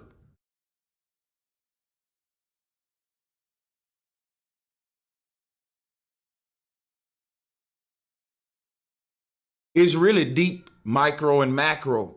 When you look at this Mayan cosmos, the four-way cross at the middle not only shows you the four corners of the earth, it not only shows you the physical cosmic implications, but it also shows you how we intake the simulation. It shows you how we see the simulation. Let me show you more examples of convergence. This is called the Great Seal. What is the root word of seal? See. The Great Seal is the Great Sea. How we see reality. These are examples of convergence. Convergence are the human eyes, or Moses splitting the sea. The sea are the eyes. The sea is split by the noses, not the Moses. See, they've reinterpreted the spiritual system to a bunch of crap that didn't include you. Again, hiding the knowledge of self. What you're looking at is the Great Seal. Here it is on a plasma ball. You're the point of focus. You're creating your own simulation outside from within. So everything you focus on becomes the light. Right here becomes, so whatever you pay your attention to or focus on needs to be very wisely, choose wisely with it.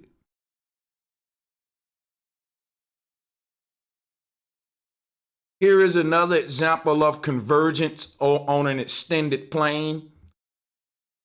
You know that this is not literally bending to a point and that you're not standing in a cone, but you're looking at a plane with eyeballs. Your eyes are balls. So as energy enters a ball, it converges to the central point.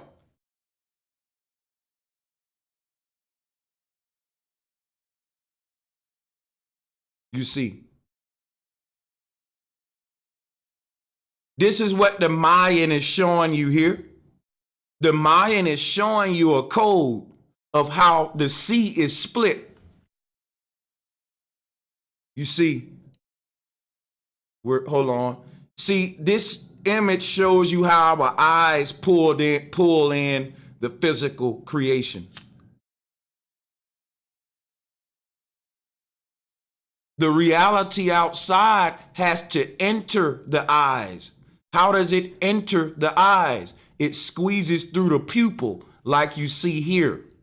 This is what focuses it into an image. If I'm not looking at this microphone, it's not a microphone. It's just a blur in the background. Until I focus on it, then it becomes a mic again. This is how reality is perceived with people who have balls on a flat plane. Pause on that balls too. So this is the Great Seal, and this is something called Moloch, the wise owl. This is why they worship the owl in the occult. This is why the owl always have a one eye. The owl always have one eye. That one eye is the Taurus field. That owl is the sacred bird that the Mayan was talking about. So in the occult, you have this owl, right? And people want to know what the owl represents. The owl represents the Great Seal, and the owl is another form of Horus to the occult. So the wise old owl is right here. Did you see him? Here we go. Right here. Do you see him? Here's your wise owl, the Great Seal. If you're looking at the back of this sealed envelope, it's teaching you a lesson about how reality is sealed through this concept of four corners and a central point in the middle. That's the cosmology of flat earth. But that cosmology is the method of how we actually see. So the earth is shaped like this envelope. When you look at the Mayan cosmos, let's go to it real quick. Let's pull up a real quick, so you can see what micro and macro is all about. Now in macro, the earth is shaped like a huge eye. And it's sealed at the middle, meaning the reality becomes focused at the sweet spot and life can be balanced there. Just like your eye. Like your eye, reality becomes balanced in the pupil and focus, and you can make sense out of the blur. Just like your eye is how the earth is made. We're living in a huge eye, and a focus point is right here in the middle where we are, where the image is being focused. Everything around it is a blur or a torus field, a blur, a blizzard, a blur, a whirlwind, or a magnetic energy field. So just like a TV, in between the channels are blurs or static. That's the static ether that the physical creation sits within. serves as a barrier in between the realities or the channels. So whatever you see is what you're tuned into. And you can leave off of this realm and see other realities like you do in dreams.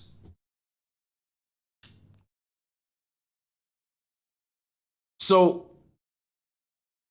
how we see is a code of how the earth is constructed. And that's real deep. You look at the Mayan cosmos, this basically seals the deal between the creator and the creation. In other words, when the creator created the creation, you know, one of the most important things that was created to sync the human with the creation were the eyes.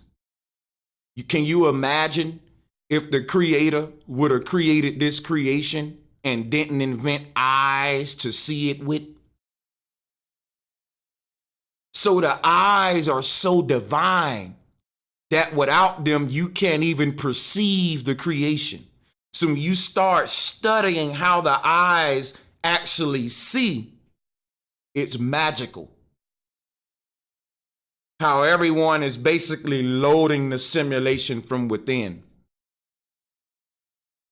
So when you look at this image of the Mayan cosmos, we're going to sync it to why I'm telling you it's the great seal. It seals the deal.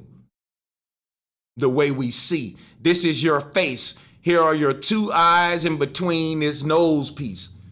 This little hourglass right here. See, everything is sacred geometry. Two eyes right here. Boom, boom. This is your owl concept. Bam. We go there. And then we go.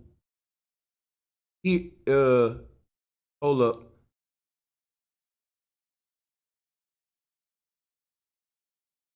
All right, hold on. I'm all over the place.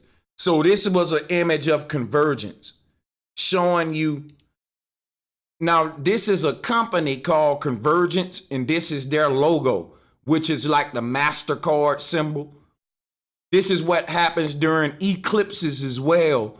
When our world merges with other alternate realities, we see eclipses, like a lens swap, so to speak. But what we're looking at is Pepsi Cola. What you're looking at is this image. Bam. The two balls right here on the side with the explosion of energy being sucked in and out of, bursting out of the middle. That's convergence.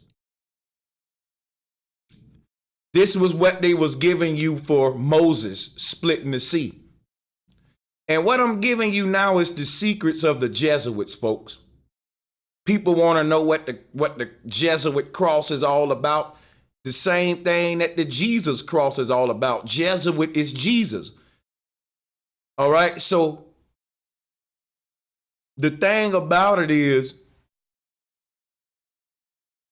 all of this is the true concepts of our earth. We're gods. When you start studying flat earth cosmology, you realize that all of the stars above you are bending and bowing to you right now. And they're crowning you. Here's Nut, Geb, and Shu. We'll be talking about that later. Let's talk about human. So your electromagnetic torus field is created by the fact that there's a black hole in the middle of your head. Light can't escape a black hole. So every last one of us have an aura of light around our body because the light of the luminaries above us are being sucked into us. That's influential cosmic light. In other words, to help you manifest the will of the soul. But if you're got this cup closed, you'll manifest the will of the record labels, football teams. You'll live out an alternate reality when you close this cup. So we get back connected with the luminaries. We let the influence of the stars manifest what we should be.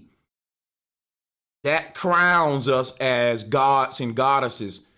The stars are bowing as they enter your vortex. The light of the stars are kneeling to you and creating a crown around your head. We're gods and goddesses, and this is our realm that we were made to have dominion in. Not the kind of dominate where we harm things, the kind of domain like a computer. www.brosancheztv.com. That's my domain. When you go to that website, it's all about me and what I do. This is a loaded website, and we're all tangled up in the website, caught up into this frequency called Earth. And it's made for man, like my website is made for me. That's my domain. This is man's domain. You loaded into this simulation and you put your consciousness inside an avatar called man to be in this website called Earth. So what happens is when the soul decides its mission is done here, it drops the avatar on the ground and fly away. This is the soul that's around the body. That's what's powering your body. When it leaves your body and decide I'm ready to go, some kind of way your body, you're going to die and it's going to be your time. So that energy that's powering your body will go plug into another channel, another avatar, in another simulation. And man, it may not be man's domain. It may be some kind of light creatures or some other kind of creature that the spirit decide to use as a template. But it'll still be you. It'll always be you. A lot of people say, I had a dream where I was flying, but you were still you. You just had wings. It was a slightly different body. So let's move on. I'm going to take this off. You can see what Nut, Gab, and Shu are representing. This is basic Kemetic cosmology, but a lot of people don't know it, so I'm going to reiterate. You see, if you look at this image and you look at this image, what you're looking at. Shu represent the hole in the middle where all the energy, shoo, it shoos. When you tell an animal, shoo, shoo, you're telling it to move away, go away, shoo. Shoo represents the energy taking a journey, shoo. Or when you say, I shoot a gun, energy is being transferred, shoot. When you use a parachute, energy has been transferred from a plane to the ground. What's the energy? You. So you can literally look at shoot just like a man in a parachute. I know many of you who've been following me have saw this several times, but it'll be a crime if I do a Kemetic cosmology presentation and don't show it again. So I know it's redundant, but we ain't gonna stay on it that long at all. The dude in the parachute is showing you what Shu represent. Nut represent that which is giving him a safe landing. The arch above his head is the arch that gave you a safe landing. What you mean? When you were born, when in order for your spirit to land into this earth, it had to land into a body. And in that body, you had an arch over your head, ensuring safe landing.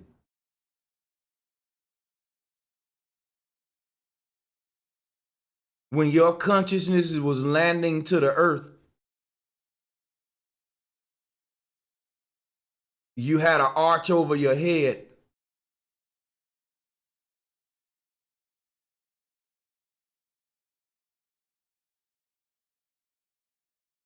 Here you go. Sacred geometry reveals everything. You are male. The consciousness that's powering your body came here sealed in an envelope just like male. The body is the envelope that's sealing the soul or anchoring the soul to the earth. It's sealing the deal between the soul and the earth.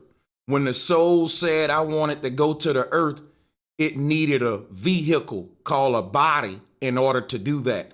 And that's the male that's delivering the will of the soul through the body.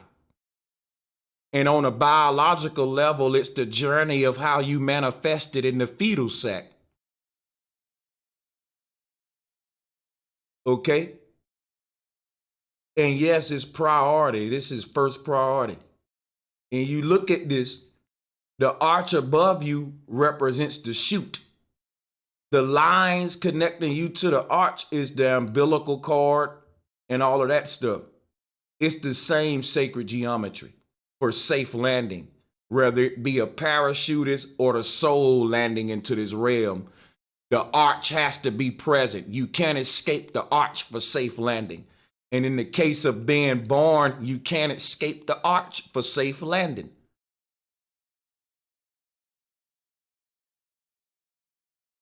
This is the concept of nut. Nut is also pronounced nat. And when you say pregnant, you're saying to spark nut. So to say pregnant is to say to spark the nut or the egg. When the sperm sparks the egg, because what happens when a sperm pierces through the egg, the doctors say under a microscope, it's the same amount of light of a galaxy being born. Now, I don't believe in galaxies. I believe the true space travel is through the mother, is through the micro, what they're seeing under the microscope, and they're giving us a simulated version of that called space programming. But every new baby is a new star being born. But what I'm saying is that when you say pregnant, preg means spark. Nat means a nut or an egg or a dome type structure. So that's saying when the sperm sparks the egg and we see that light, that's when the woman starts conception. The light represents conception. When the sperm spark the egg. And if you want to see a picture of that, I'll show it to you.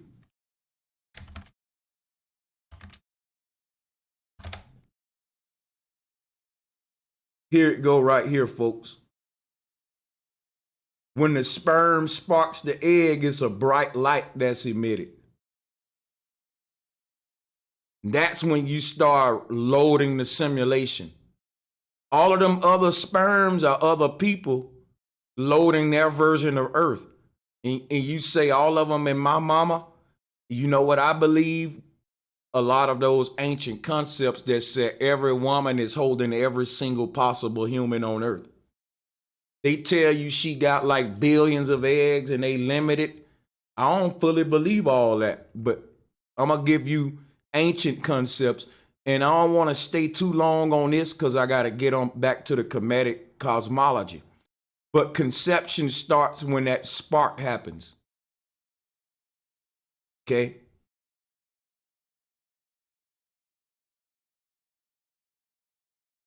So that's another way of saying when he touched the ground. When he touched the ground, okay? That's conception. And that's another way of looking at this.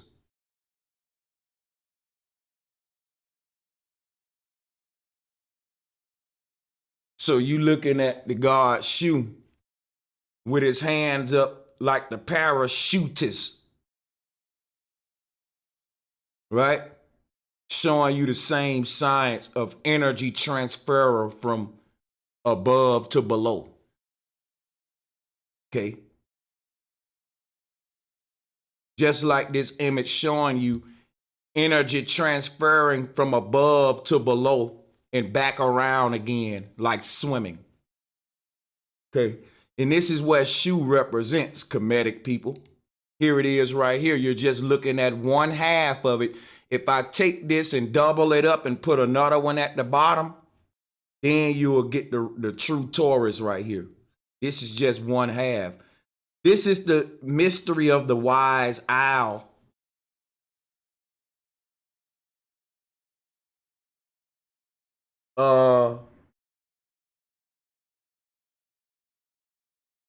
We was talking about convergence.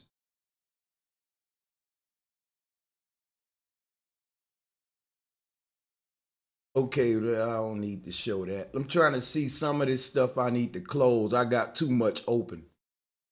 And with all this stuff open, gets confusing. All right, I'm going to shut this one here. Hold on a second. Let me get organized.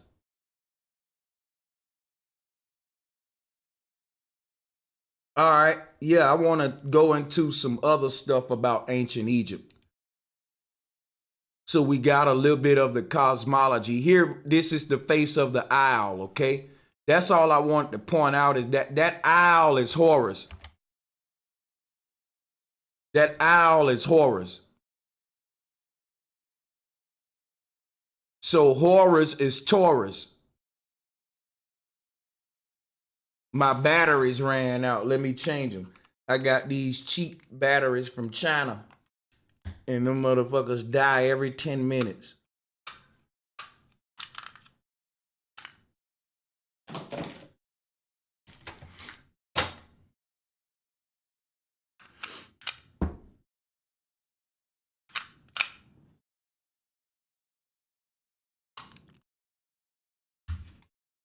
All right, so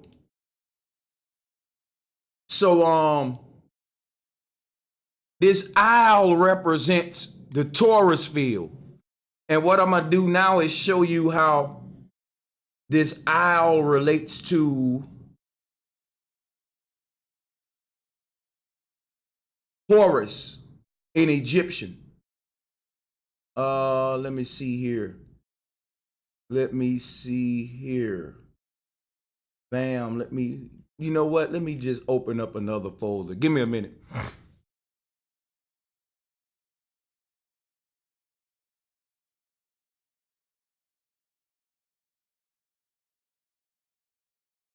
Hey, hit the like button for me, guys, if you don't mind. Please hit the like button for your boy. And hit the share button for me. Here we go.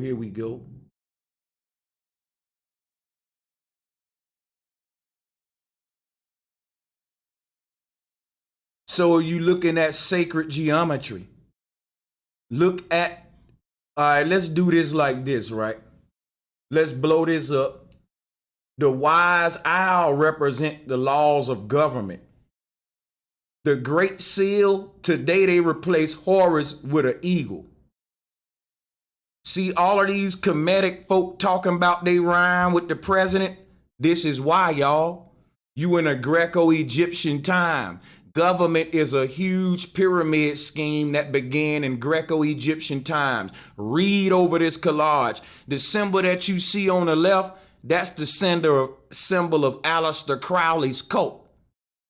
Did you know that Kanye West was a member of Aleister Crowley's cult? And Kanye West also said he rhymed for the government and for Trump. Did you know red hat backwards is hatred? Now check this out. The American eagle is another form of Horus, y'all. They replace Horus with the American eagle. And it's all part of a damn secret society. Our government is a big secret society and a pyramid scheme. It's why the pyramid on a dollar, it ain't got nothing to do with niggas stacking blocks into a triangle. It got something to do with government as a pyramid scheme. The hierarchy of government shapes like a pyramid. It's an invisible pyramid. They got you thinking about a bunch of rocks piled up. So look at this real quick, and I'm finna go in deeper. Peep the sacred geometry how it's right on point. The syncretism right on point. This is undeniable. Now, when you take a look at the owl, ain't it the same syncretism? See how the owl shaped like a diamond? Let's do it like this. I'm showing you it's the same Aleister Crowley cult that's controlling it all. Here go the wise owl right here, man, the great seal.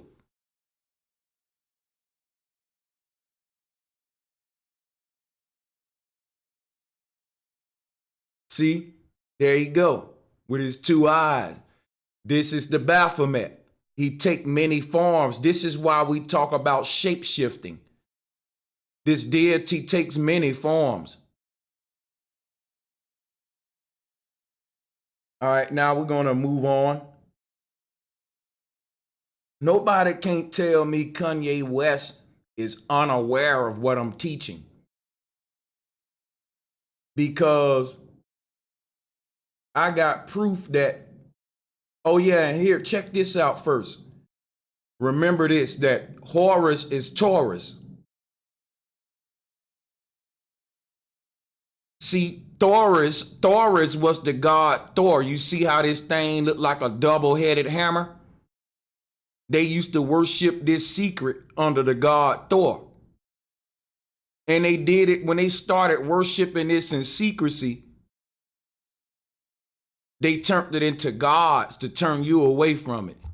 But the secrets is that the electromagnetic energy field, a portion of it that they're calling the tree of life where the energy enters, became a Thor hammer. Here's some other versions. If you look in the top right corner, you notice how the tree of life looked like a hammer.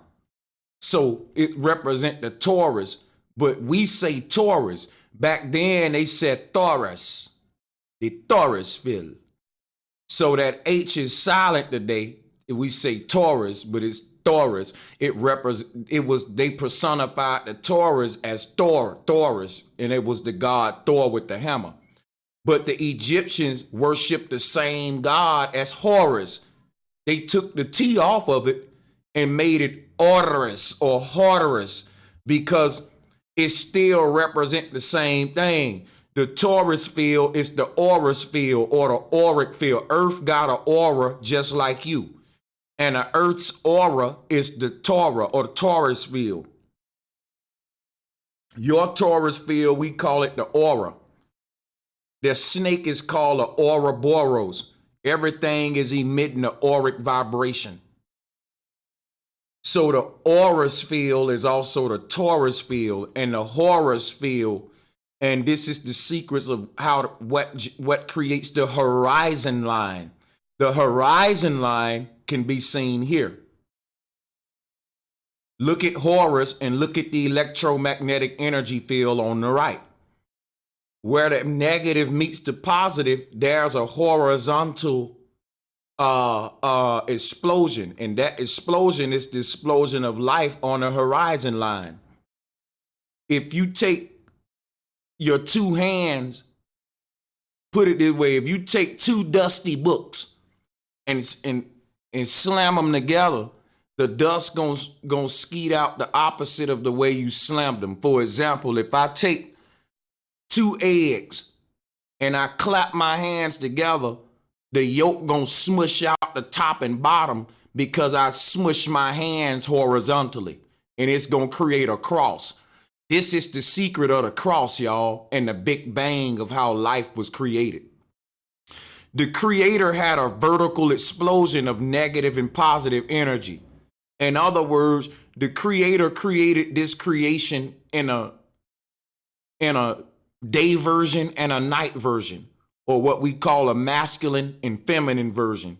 It created one creation, but it was split by a dual viewpoint. where the creator saw this one creation through masculine and feminine, or yin and yang. And where they meet at is where the children of earth are born, in between the sky and the ground, or the mom and the daddy.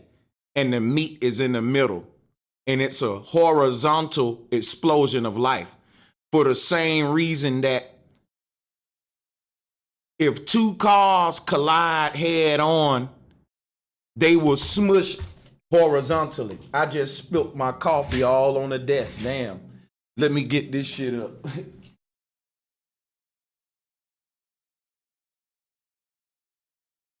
Hold on, y'all.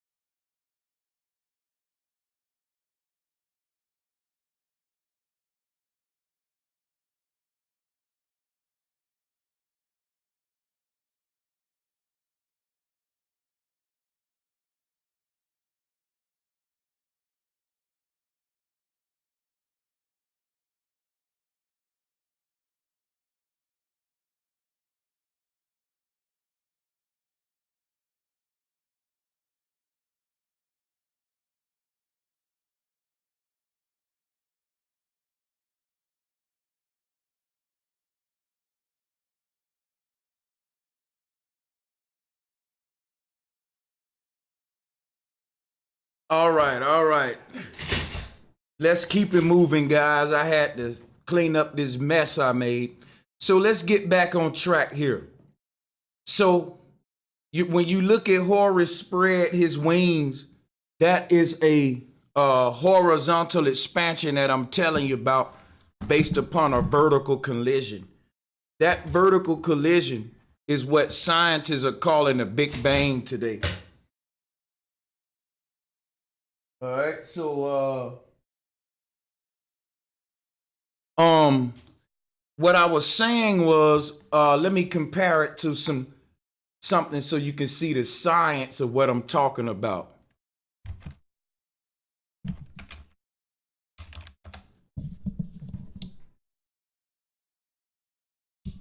When you have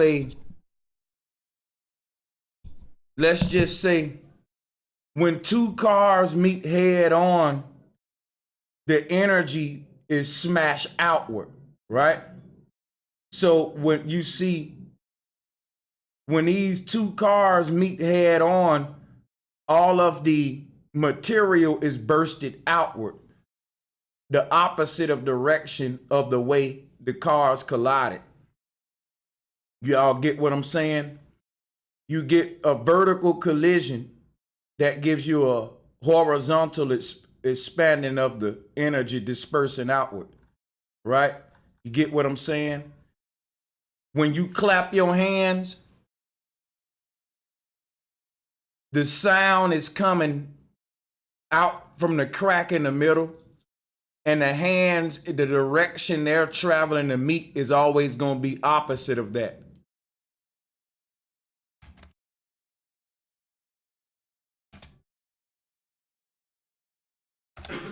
So like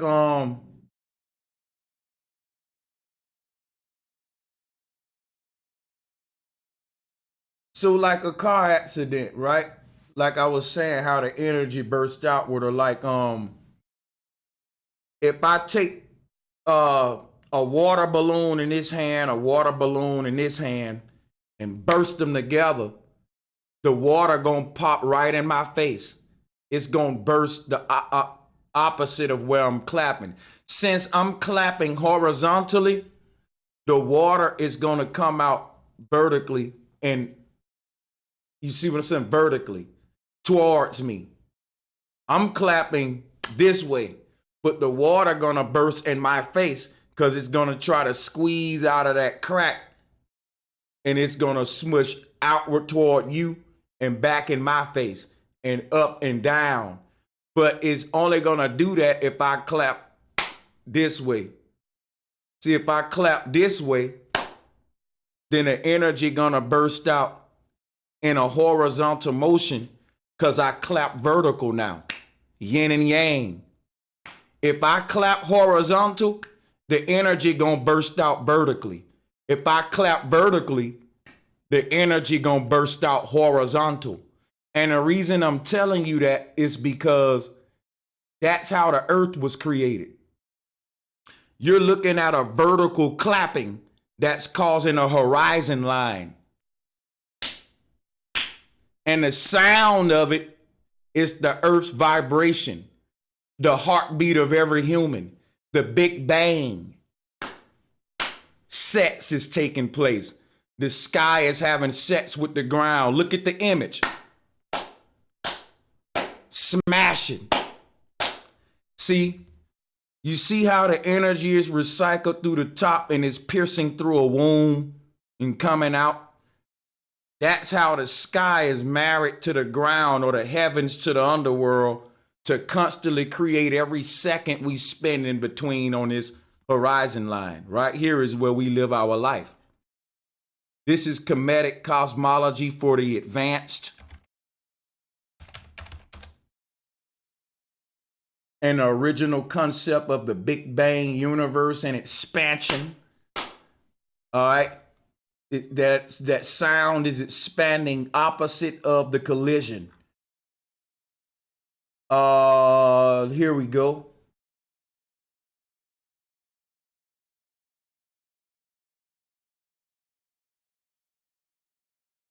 This is what the ancestors was giving you, Kemetic people. Here's the Hebrew version. I just gave you Nut, Gab, and Shu. Here it is right here. Sun, moon, and God of heaven. That's the Trinity, or the triangle of life that recycles the elements. The triangle that recycles the elements. This became your recycle symbol. That stirring is what recycles the elements. That's what's keeping the sky in motion, the waters in motion, so that all of the elements we use can be cleansed over and over again. Infinity is constantly created every second. Nature is recycling herself with a trinity that's taking place between the sun, moon, and the North Pole. Here it is right here. Sun, moon, North Pole, trinity. That triangle or trinity of life right here is all around you if your eye is open. That's why I use sacred geometry. So right here, we're talking about a vertical smashing that's giving us a horizontal reality.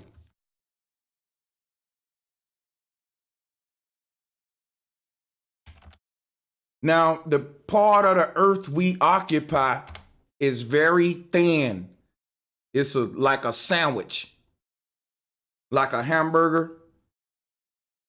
All of the life humans occupy starts at the ground you're walking on, and it ends at where the clouds become flat. So if you ever look at clouds, you notice that the bottom of the clouds are flat, but the top of them are puffy. That's the strip of life where we're able to occupy. That's the part where I'm telling you right here. It's a very small Goldilocks spot, the layer that we occupy. And you can actually see where it starts and ends. You just look at clouds and you'll see. Right where the bottom of them clouds is flat, there's an invisible barrier separating the layers of reality.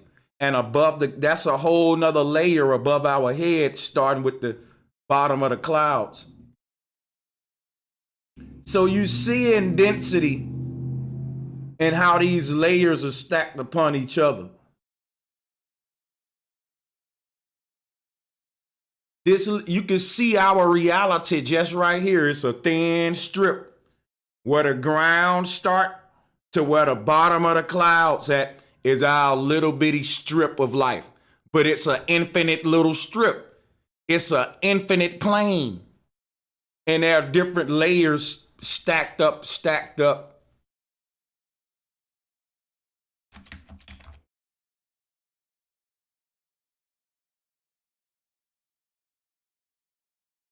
So like density in a cup, everything is layered and stacked up this way. And the layer that we're in is just what I said. A layer is a lair. Remember in Mortal Kombat, you had Goro's lair. It's like a cave type, petri dish type. This is what a lair is. A lair is something like this. A lair. L-A-I-R, I think, if I'm not mistaken. But lair is the word layer. Layers are often layers in the earth. See, it's a little torus field. It's a little egg, right? Animals make layers. And what it is they create another layer over themselves. A lair is a layer. The animal is making another barrier or layer around itself to protect itself. So the layer is a layer. And the layer is of the earth. The earth is a layer of reality, or a layer. Just like this cup is showing you. So there are many layers of life, of reality, stacked upon each other, just like we see here. And there are beings that live on each layer, just like we see in this cup. So the layer of reality that humans live on, let's say it's the dish soap. Only thing gonna be on this layer is things that can exist in this layer of density. You see there's a screw down here at the bottom. That means when you look at the earth, there are different beings around us living on different layers. So when you're on any different layer, you ain't the same thing that you are. Your energy change. Physical creation manifests itself differently on each layer. So it's organized like this cup, like where humans live in a honey layer. Big spiritual beings live in a dish soap layer. Novices and apprentices in this spiritual shit live in the popcorn kernel layer. And we trying to move up and move up. Like T.I. said, I hope when I die, I hope I live in the sky. because the next layer is if you want to look at it technically, it would be this layer in the sky. When they say our ancestors are looking down upon us from the heavens, we can't see it because it's a different channel that we ain't tuned into. You can't see. I'm just giving you a hypothesis. I'm not saying it's real.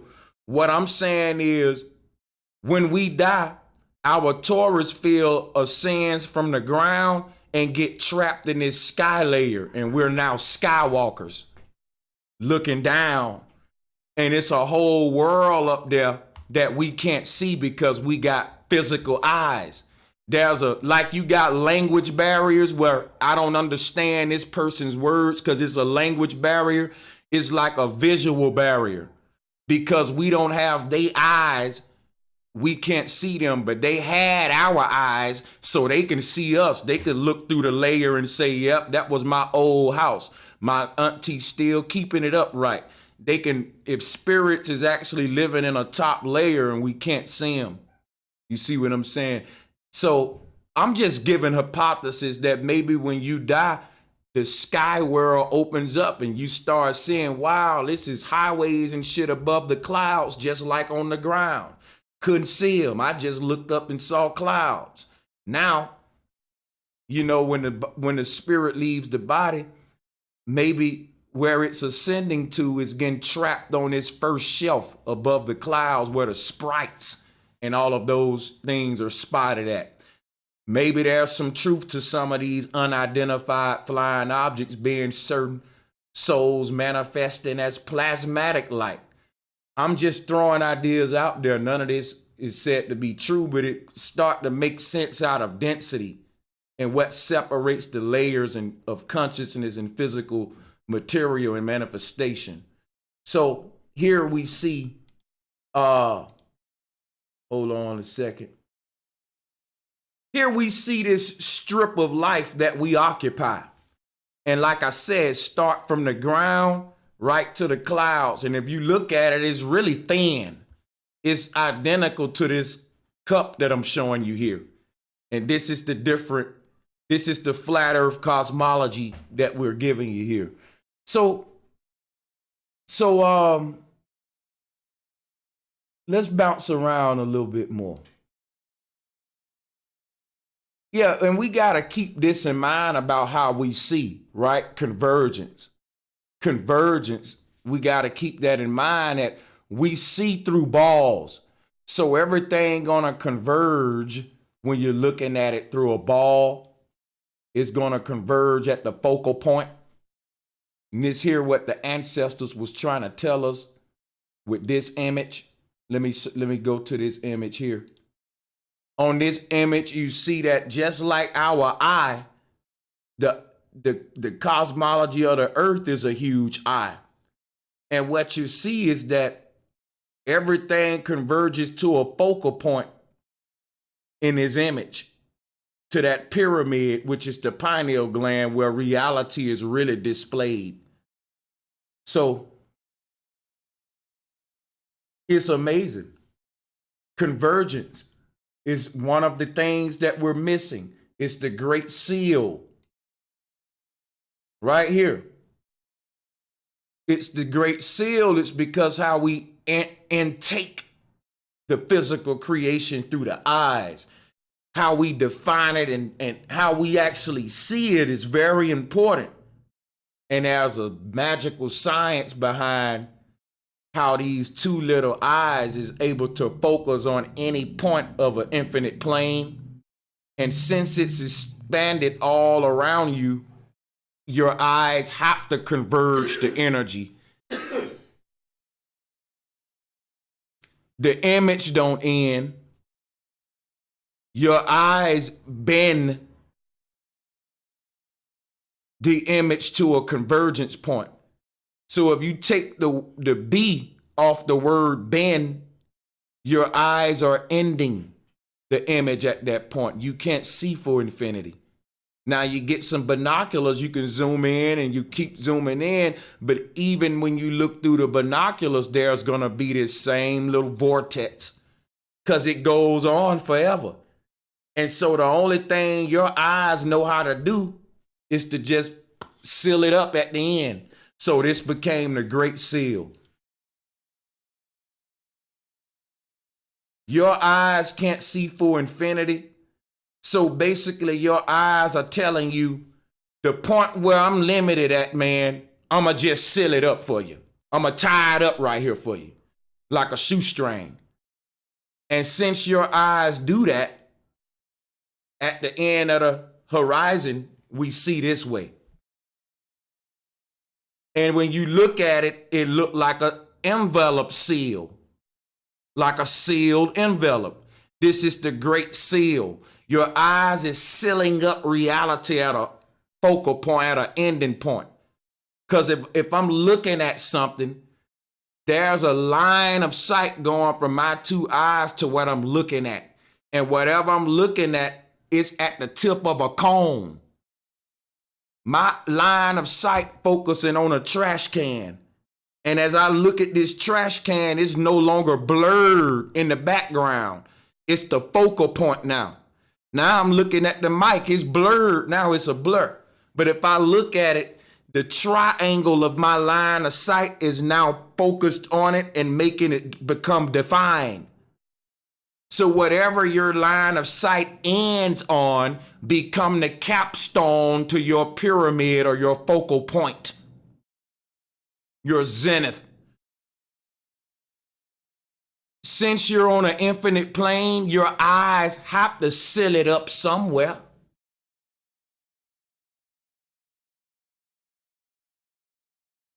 So these eyes have a point where they say, okay, I can't see beyond this point. If you want me to see further than this, you got to help me out and walk up some. I can only focus on a certain amount at a time. So you got to help me out and kind of move forward so we can zoom in by you walking closer, and I can give you load more and more of it. You're loading it as you move to it.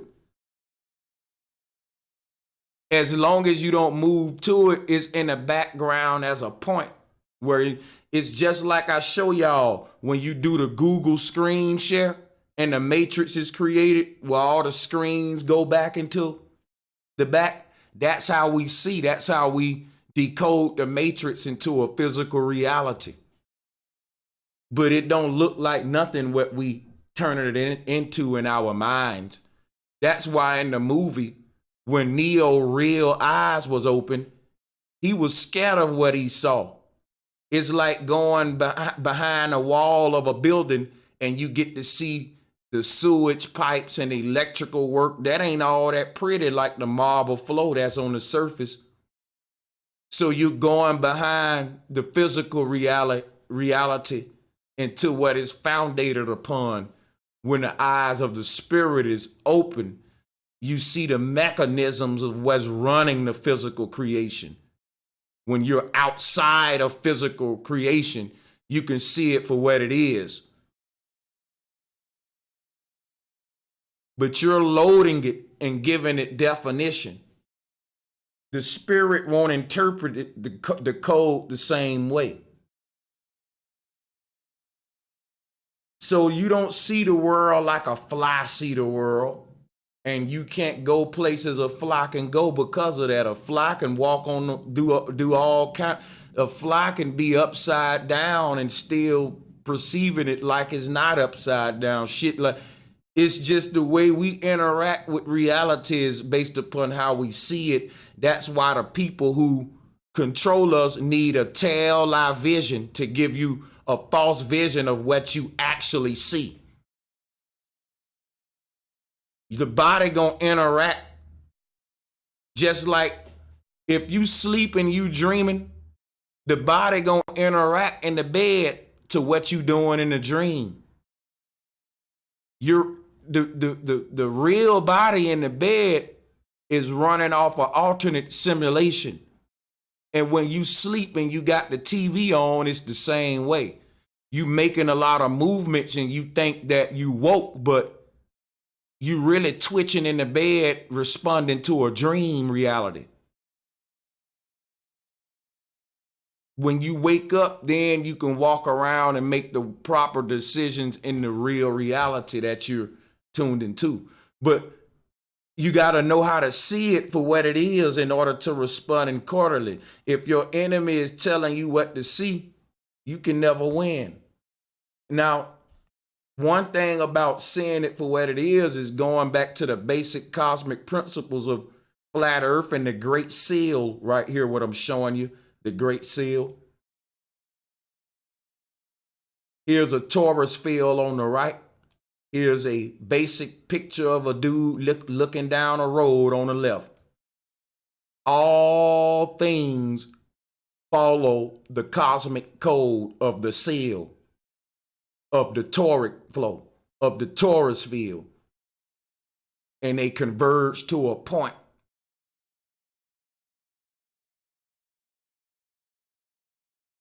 So this is what Moses was where they plagiarized this stuff and turned it into Moses. Sacred geometry shows you that you're at the center of your own world and you're projecting it outward.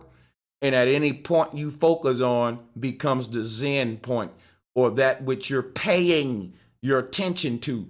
If you look at this image, where is the most tension at? If I asked you, hey, where is the tension at in this picture? You would say in the split. And when the tension is relieved, that water gonna drop down. But long as it's being held up by Moses, it's some tension there because it's just waiting to drop. And that tension is converging to a central point. If Moses turned his head to the right, the split is going to turn to the right because he's creating a convergence point. You guys see what I mean? If I turn to the right, then the point of convergence going to turn to the, I'm going to split the sea based upon what I'm focusing at.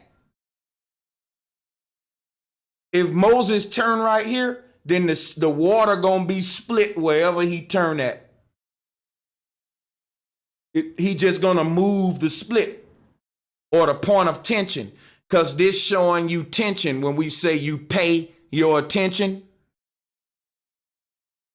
When you paying attention to something, you focusing on it.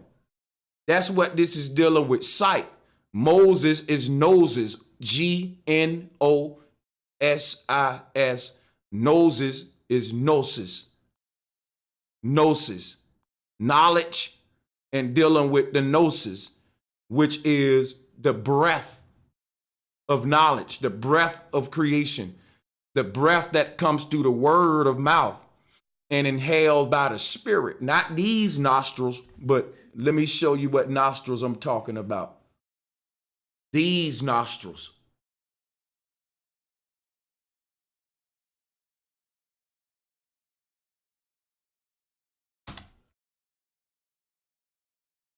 See, you look at your spirit or your auric body, and it just look like a nose, don't it? Just look like a nose, don't it? But the spirit is breathing. And as the spirit breathes, the heart beats and contraction expands, because that's what's powering the heart. And when the spirit stop powering the heart, the body the life force of the body, we see that it's gone. You're dead stiff, like a rock on the ground. You know, a robot with no battery. Right? But so your spirit look like a nose, and the nose represent the gnosis. The breath of life is the knowledge of creation. When they teach you about all of these gods breathing the breath of life into creation, but creation starting with what? Commands. Let there be. Let there be. They're telling you the steps of a simulation, people, because your computer software is created with what? Commands. You see? Anybody fuck with computers, tell them I ain't lying. In fact, when you want to program the software, you go through the command prompt, and it's the black and white shit behind the scenes, the binary code system, and you deal with the commands of the software. So that's why they telling you that the physical world have to be commanded into motion. That's the vibration. The vocal is a vibration. The vibration of the creator is the physical material having definition. When you vibrate material under certain frequencies, it assumes certain shapes. So the vibratory code of life is this image you see here, which they call the Ouroboros, the code of infinity. And the Egyptian priests had the serpent on their headdress so that we never forget this code. And that's why the number 8 is for infinity. Because this looked like what? Noses. Noses is gnosis. This is the knowledge. This is the breath. The soul is actually a creature that's breathing in the experience of the body. Like the body breathes in the wind, the soul breathes in the experience of the body to keeps it sustained. And when the soul don't have a body, the experience is over. And what does it seek? Another body, because it can't breathe without a body. It's like a scuba diver under the water without a tank. The body is the scuba tank for the soul. So when the sperm is swimming, it's looking for another oxygen tank called an egg. And in there it finds it, a body that it makes. When you're separated from the body and you exist as a sperm and egg, that sperm ain't got time to play. It can only hold its breath for so long. That's why the sperm start dying if it don't make it to the egg in time. Because that's a dead person now in a sperm trying to create another oxygen tank. The human body holds oxygen for the soul. The soul around your body don't hold no oxygen. It's using your body to breathe a wind for it. You're its oxygen tank. You're its astronaut suit to be here. And when you run out of oxygen, you dispensable. You just get another tank or a human to go do war in, a tank, remember. And this goes back to something, right? So we talking about Moses with noses. If you look at this image, this is what's going on here in this area. There's a recycling happening right here of thought, of breath, and words. There's a trinity, and not to include even the eyes. This is a vortex right here. The face itself. But let me go here. When you look at this, you're looking at the cosmology, though. Like I said, Moses is the noses. You look at that picture, you see Moses look just like the human nose, the sacred geometry. I know this is sounding crazy, but you got to look at the sacred geometry to see why we use the word gnosis for knowledge. Now, hold on a second. I got another image that'll go deeper, even deeper into this. Hold on.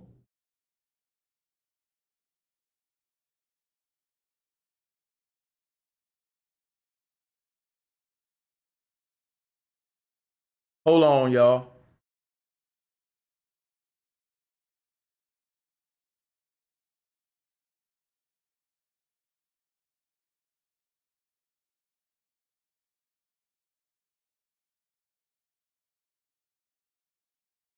All right. Found what I'm looking for.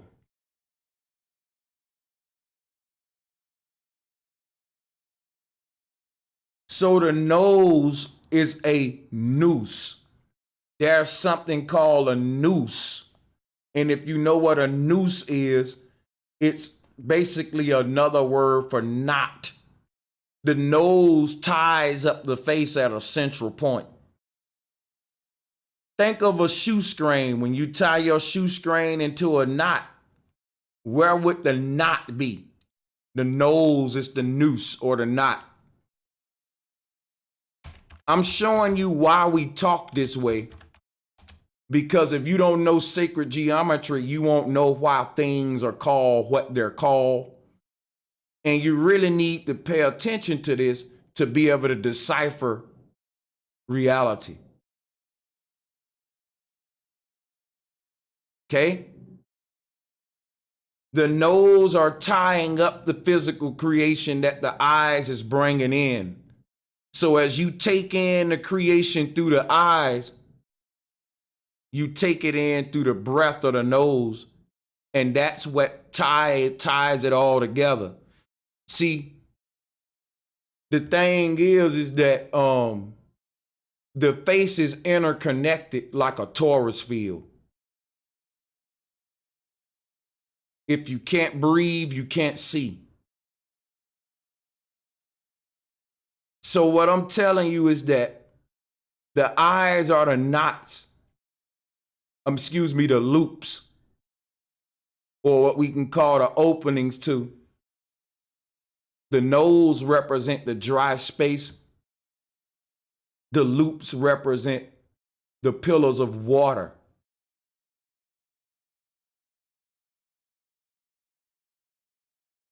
See, even this triangle that's left behind after you tie them represent the path in between the pillars. I mean, it's directly spot on. I told y'all I'm the number one I'm the number one symbologist in the world. I told you that. Number one syncretist in the world. You look at this Moses artwork that you get from the Christians, and you can sync that to simple shoestrings tied, because this is string theory. This is the Great Seal. This is the Ouroboros, number 8. So the knot in the middle would be the nose. The word knot come from the word noose. When we say someone nosy, we're saying they're newsy. They want all the news. They got to have all the news of everybody. They newsy, they nosy. They want to be in the loop. They want to be entangled right here, see? They want to be always tangled in the mess. Nosy, noosey. See, this is why we talk the way we talk, and I'm giving you the symbolism with it. So you look at the name Moses, and you replace the M with an N, you get noses. You look at you know that the gnosis were the people who had the knowledge, or the gnostics, the gnosis, like hypnosis. But the thing is this, Moses literally is personifying the damn human nose. Think about it. The 2 eyes are the water. Your eyes are water. What's separating your 2 seas, your 2 eyes of water? A dry nose where wind coming in. So noses is Moses. Look at the image. It's just like your face. The 2 pillars would be the 2 eyes, and where the nose is separating the eyes would be the dry land, or what a breath creating a dry land. You see? So now let's move on, because this is part of Kemetic cosmology, because they told you Moses was learned in all the way of the Egyptian, is what they told you. They told you Moses was learned in all the way of the Egyptian. Why was Moses learned in all the way of the Egyptian, folks? Let me show you why. It's because what you looking at on the screen, open your third eye, sacred geometry. The Egyptians knew about what Moses represented. Look at this image on the right. This image is the torus field, what I'm telling you. On the image on the right, the Egyptians had that in the form of Horus. Here we go, Horus.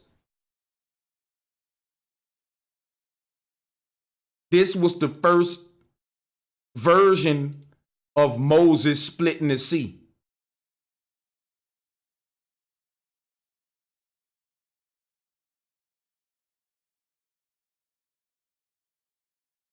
You notice that instead of having pillars of water, they just got wings. This is the same thing. See, Moses is representing the same thing what they was teaching under Horus. They was teaching about the Taurus field, how reality is split by the North Pole. That's why Moses got a staff in his hand, personifying the hyperboloid at the middle of the earth. Let me show it to you. Boom. Here's Moses' staff right here. This little staff that's split down reality, and it looked like an hourglass. Yeah. If you look at Moses, hold on, let me take some of this stuff off. If you look at Moses, he's standing in the middle of the hourglass because he's another form of Shu. Shu represent the same split. The Egyptian god Shu represent the same split. Matter of fact, I'll show it to you. Give me a second. Because even though I've showed it before, we need to show it again.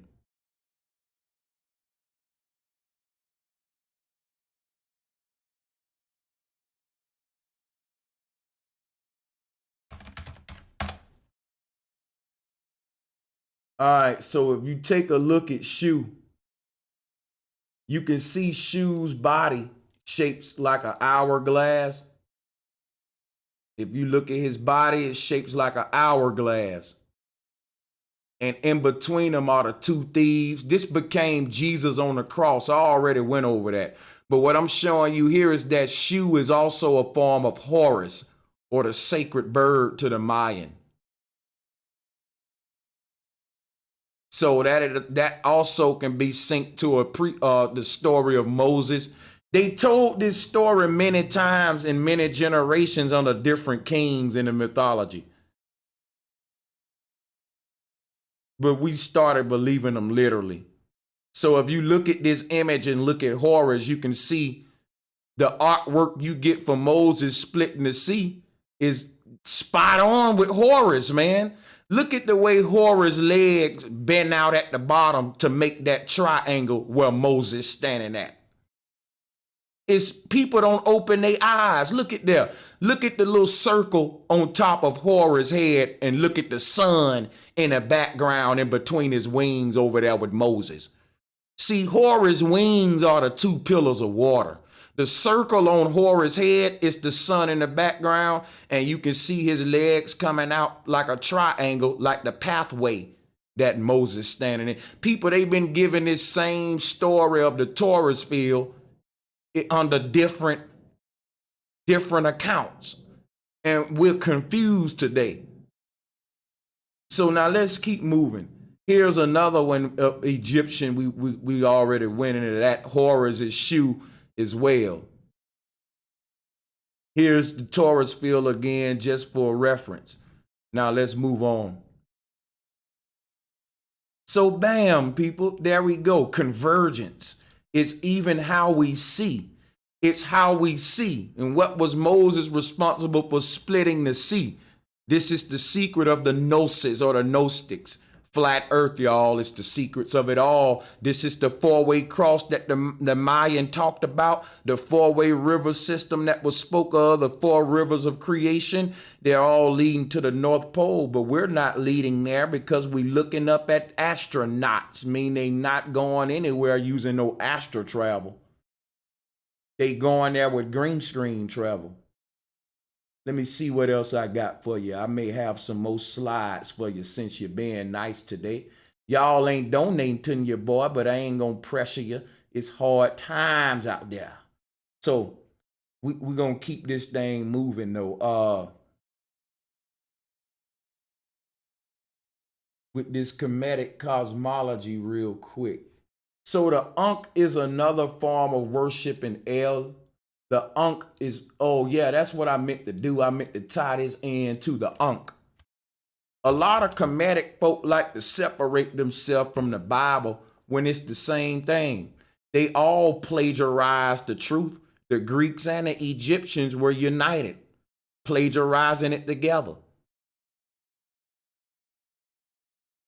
The Ankh don't represent just what you think it represent.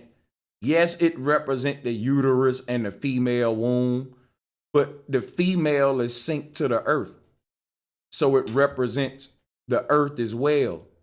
So now, another way you can look at that is, hold on a second. All right, where my folders at for that? Okay. All right, hold on.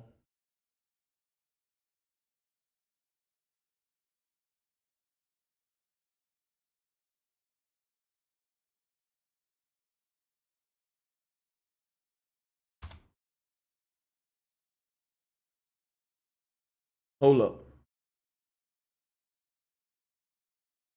All right. There. So the Ankh represents flat earth and expansion of consciousness, or Ma'at. It represents the ripple effect of life, resurrection, death, and rebirth, and tension. At the middle of a ripple effect is a point of tension. That's the focal point or the convergence point, where all of the ripples converge to a vortex, that which created the ripples. Point of impact. See, a ripple effect is the Ankh. The Ankh is a ripple effect. When you drop the rock in the water, the ripples spread outward like the arms of the Ankh. But the hole that the rock created is represented at the top. The hole at the top of the Ankh represent the point of impact. The arms represent the expansion of the ripples, the children expanding. And the underworld represent the fact that when the rock got to cross the surface of the water in order to create the vortex. So the underworld represent the journey of the rock downward to settle at the bottom.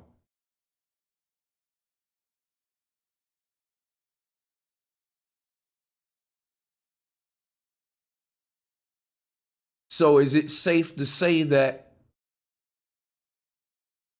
by the time the rock settles at the bottom, the ripples on the surface disappear at the same time? That'll be deep now, won't it? There'll be a way to do an experiment for that. You create a ripple effect with a rock. When the ripples disappear, did the rock make contact with the bottom of the lake? Or do the ripples on the surface last as long as it take the rock to journey? Do the ripples on the surface last as long as it take the rock to journey to the bottom? Because that'll be getting into like the journey of the soul. As they say, by the time you reach death in this earth, you've reached life in the next destination, so to speak. So the Ankh represents tension, and they said we pay attention. You focus with tension. That's what creates your reality. And I'm putting these images up here for you to see the sacred geometry associated with the Ankh, so you can quit repeating all the regurgitated crap that you've heard with it, and that ain't nobody giving you nothing new.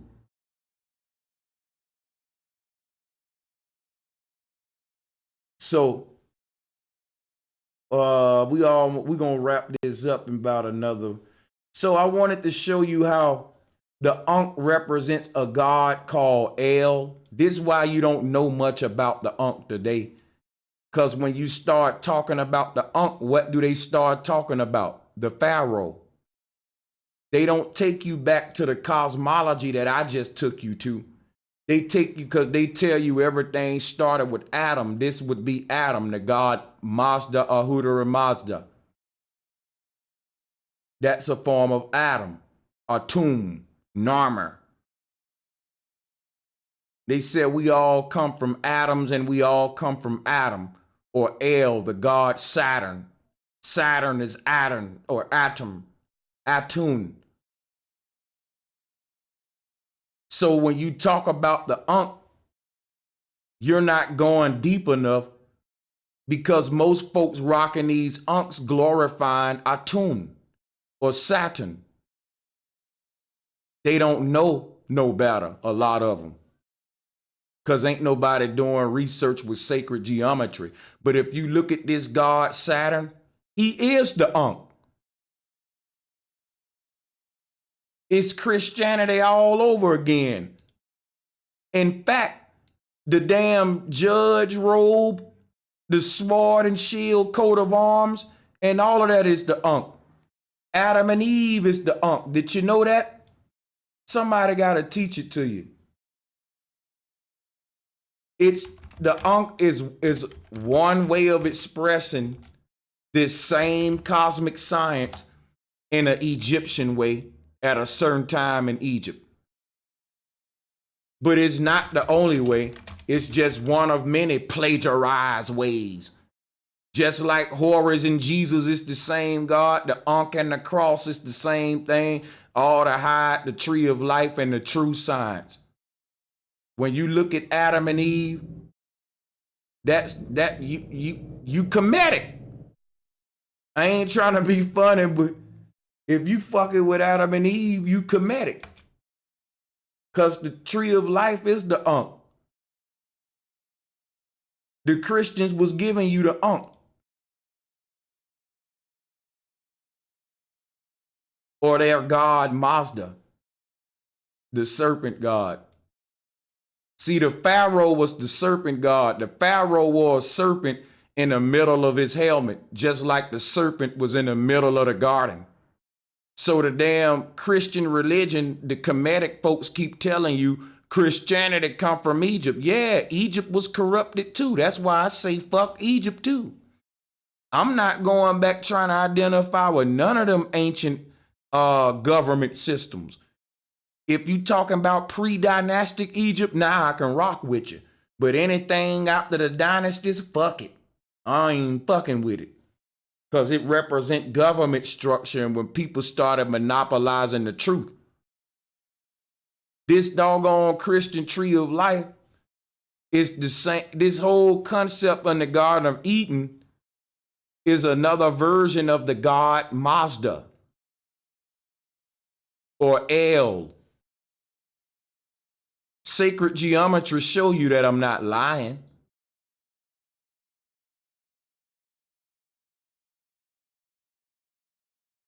Kemetic folk can't escape this. So here's your tree of life, man. Right there is your Ankh. Adam and Eve with the tree in the middle, sun and moon going around the North Pole. That's why he's swinging the stars. Look at him in the bottom right corner. And look at his name. Look at the name Mazda. That's why I keep showing you it's a ripple effect. I'm not showing you the ripple effect for nothing. The ripple effect is why it's linked to Saturn with the rings. That's the pattern of creation, vibrating from the center. Hold on a second. Let me clean up the screen a bit.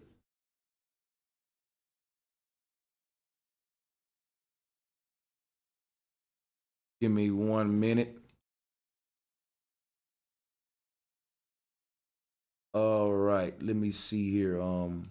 Yeah, that's why I was giving y'all the ripple effect. Because this god was called the Reaper. But during that time, the word reaper was the word ripple. Yes, it was ripple. Come from the word riper, the reaper, R-I-P, the ripper, the reaper. Come from the term you reap what you sow. The universe is responding to you. So the reaper or the ripper is called a ripper because this is the point where physical creation has a rip in it or a split. There's something splitting our physical creation at the North Pole. It's a rip, a ripper. This God personified the rip at the middle of the earth. And they said when we die, we go to a rip or we RIP. Put a T in front of it. When you die, you trip. Go on a trip to your next mother in a next experience. So you think about this. The trip is represented by a driplet called a sperm cell. When you die, you rip, you drip from the sack of a daddy because you're taking a trip. But the trip is a drip, a sperm ejaculation. That's why when you look at this image, you see how I wrote the word rip, a dripple or a triple. A dripple is a vibration like when you dribble a basketball. Triple represents the trinity of life. Sperm, egg, and just the consciousness. You see, the thing is this right here. Everything come into existence through a trinity. This God called a ripper or the reaper is nothing to fear. It represent when your mama waters rip, when the water break. When the water break, that's Moses splitting the sea. That's all of this water breaking comes from life and death and recreation. And the people making across the Moses split sea, it's the journey of the soul making it to the earth. All of us journeyed to the earth by splitting the sea. That splitting of the sea is the pattern of the Taurus. So the journey of the soul is the same code that everything is based upon. Your consciousness traveled through broken waters to get here. And they say, oh, the waters have broke. We got to go to the hospital. Now that soul is fully here now. It's on dry land, just like Moses. See, the name Moses means what? Moses. It's Moses that's splitting the seas into two, making them more seas. If you move Moses out the way, it's just one sea. But when you put Moses there, you get Moses. Moses is Moses. You're the one that's creating a duat from within. So now let's move on.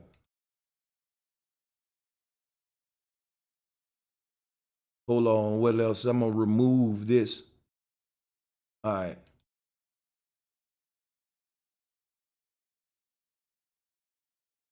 So the Jesuit cross is another form of the Ankh.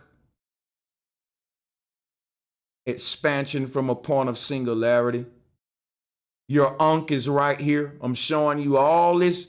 See, let me show y'all something real quick. Let's remove this. When you look at these shoestrings tied, that's string theory. People try to make string theory so deep. Any way you string something together, it's the pattern of combining. So for example, there's a method to my madness. Since I know the code, it's easy for me to find the syncing images. So for example, look at the shoestrings, right? Now look at this. This is why I say I'm the #1 symbologist on earth, people. This is why I say that. Let me shrink this. We finna do. Now I'm gonna take you into string theory. And the reason I'm doing that is because the goddess Neith represent string theory. I hope y'all can see those images good. This is what strings the consciousness to the creation. You're eternally tied to the creation. And unloosening yourself or tying yourself to a particular realm can be expressed in a sacred geometrical pattern that resonate with the soul and the third eye. And you can't teach this without the symbols. So the thing, what I'm showing you is what ties the human being to the earth? The uterus. Look in the image in the bottom right corner at that female uterus. Without that, you can't have spirits becoming flesh. So that ties the invisible spirit to the physical flesh is some call a uterus or a vagina, a womb. And now when you tie shoestrings together, what does it look like? Exactly like a uterus. Because string theory says that everything that ties something together gonna follow this same pattern. Now you can go out and do what I'm doing and build syncretists based upon what I just told you. That's a law that I bet you can't debunk or break. Any things that follow the same frequency or the same paradigm often, well, 10 times out of 10 will have the same sacred geometry. That's why I'm able to do what I'm doing so easily, because I know that. I discovered that. You see what I'm saying? So I can do this effortless. Because I understand the code that syncs the symbol to the sound. And that's what etymology and syncretism is based upon.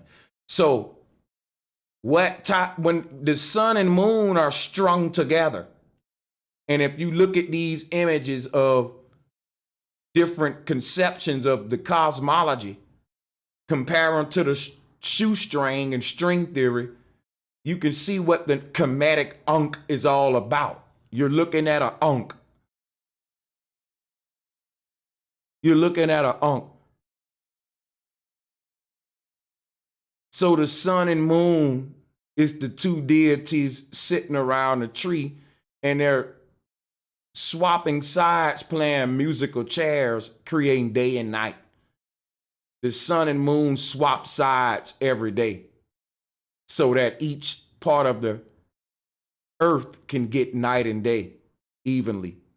So those two gods are playing musical chairs around the tree to give night and day. That's the story.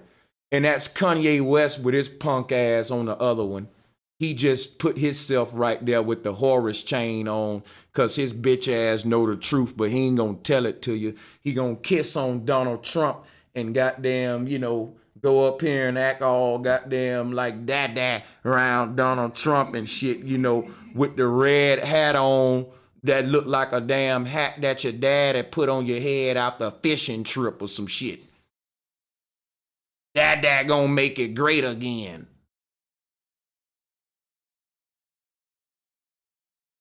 He know what the hell going on, but he ain't gonna give you the truth.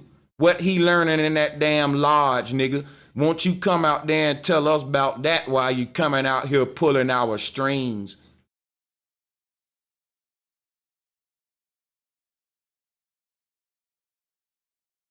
Yeah, all of these niggas, Trump give them niggas that dada energy. I'm telling you, that's why he fucks with Trump. He give off that dada energy, and them niggas ain't had no dada. So they gonna gobble that shit up and put the hat on. Yeah, dada, let's go to war, dada. Let's go to war, dada.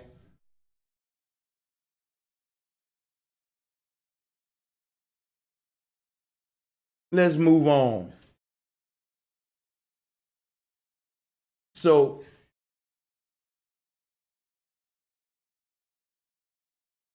all right, let me see if there's any more slides I got for y'all So now we're gonna get into a little bit of other stuff. You can research the goddess Neith and see that her symbol is indeed the string theory or the Kananga. It's the Taurus field. It's basically this what you see, the Ouroboros looking like the number 8. The Ouroboros snake is tied to itself. And I told you, anytime you string something together, this is what you're going to get. And since the Ouroboros is tied to itself, that's what you get. It's tied, y'all. It's tied. On another level, you know what that means? It's tied. Ain't nobody winning. The same amount of water on this side, on this side. The sun ain't bigger than the moon. It's a tie. Just like the Ouroboros showing you. Look at here. The sun and moon are tied together by a magnetic vortex, people.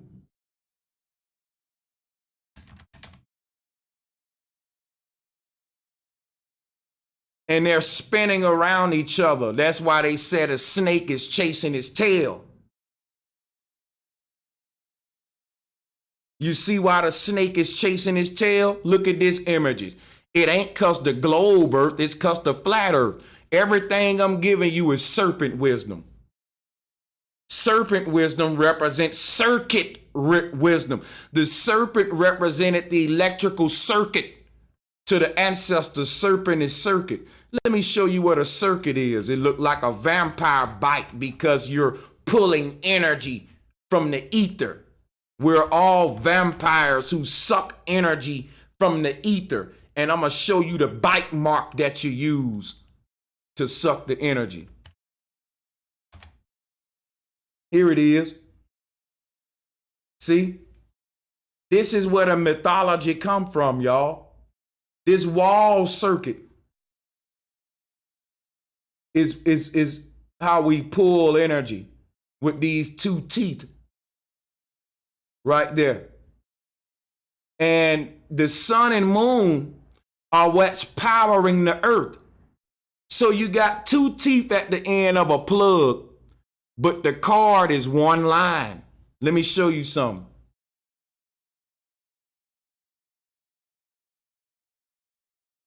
At the center of the earth is a plug that powers the earth. You call it a pitchfork.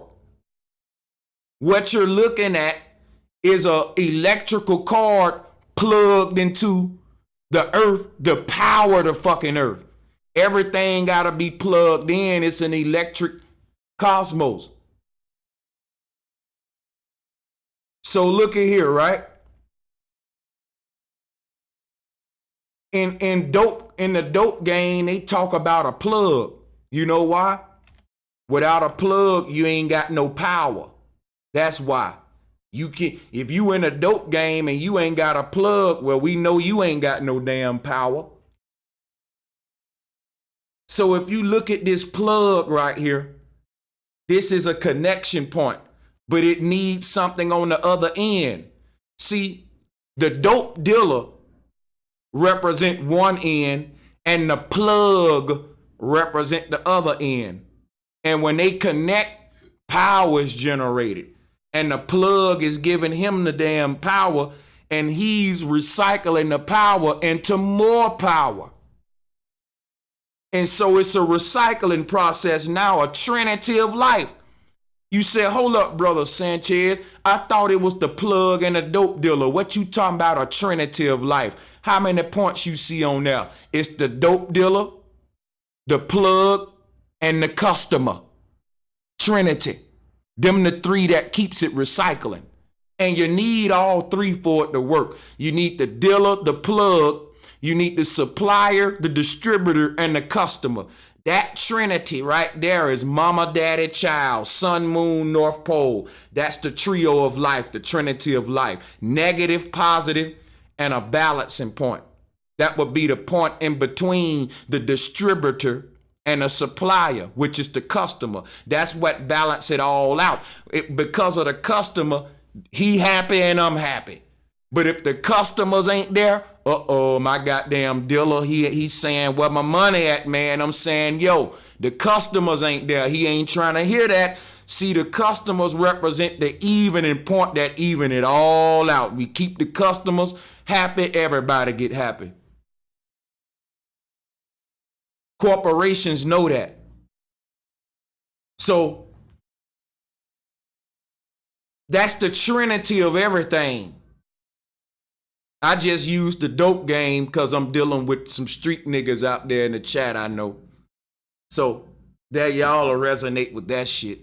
But here, this is nothing if it ain't nothing to plug into. It needs something to plug into. So this plugged into the wall, now we got something going. And that's what the earth is. Look at here. What you think the Mayans showing you right here? They showing you a plug. There it go. 3 points. It's a double end plug. So you got one end sticking out and one end plugged into the wall jack. You see this black little box ain't nothing but one of these little boxes on the wall. I keep telling y'all Earth is a huge energy generator. And the same way we do shit to make the power our house, they looking at the damn cosmology, making it.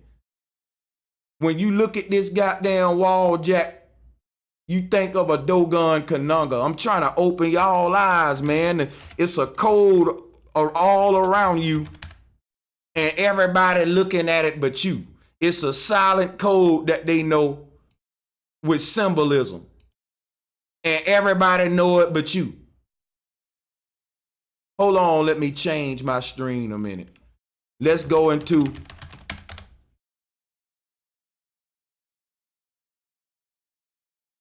what you think the Dogon telling you. Energy. When you read about this Kanunga, it's science behind it.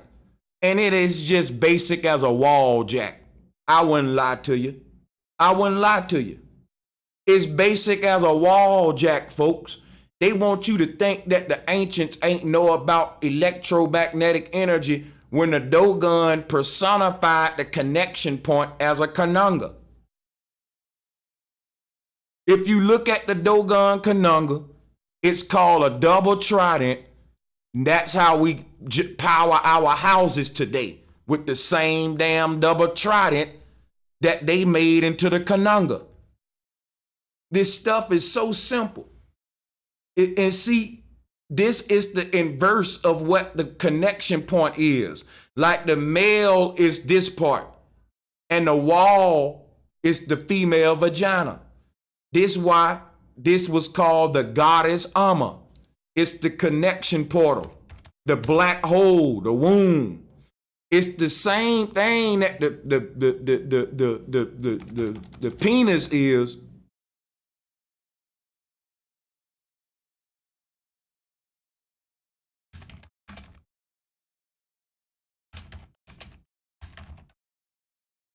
Hope I don't porn bum myself. I hope they show scientific. Yeah, that's what I'm looking for. Scientific pictures. Been put up a real. Hey, now check this out. If you look at the male phallus, it is a female uterus, but it's the female has the same thing we got, but hers is flipped inside out. And instead of having balls, she got eggs. So, and instead of having a shaft or a penis, she has a canal, which would be a penis pushed in. But it is shaped the same. So let me look at the male reproductive system now that we see the female.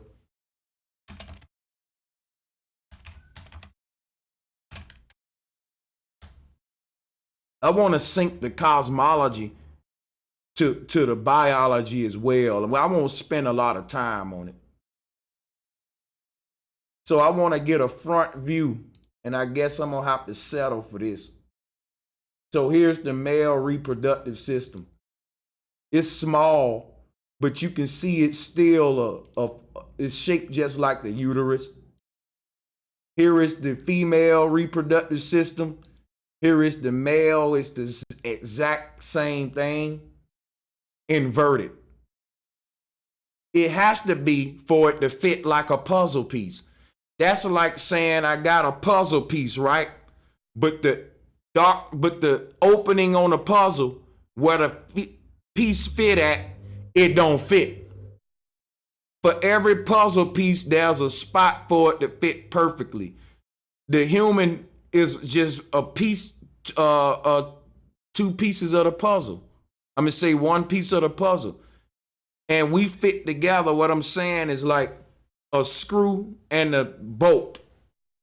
What the outside of the screw, the pattern on the outside of the screw is the same pattern on the inside of the bolt, but one is made to capture it and one is made to give it. So like they the same shape, like a cookie mold, and then the cookie dough in there. So like the male represent the space filler, and the female represent the what we call counter space. I would say, I think I'm saying it right. So that's the connection. And out of that becomes physical creation. So let's move on to some other aspects as well. So you look at this Mayan cosmos, you're looking at a plug into a wall jack right here. This little black sacred mountain is, you got it in your house on the wall. When you plug something into it, that's what's happening at the North Pole. One end of a double-edged trident. Think if you had a plug with two ends on it, like a double-headed snake, and you plug one end in this wall and one end in that wall, that's what the North Pole is. It's a double plug, just like you see here. Let me show you something. Here is the North Pole right here. Think about the Dogon Conunga. This is how the energy would recycle through a double-headed plug. I want to see, if you look at a double-headed plug, that's what the Conunga is.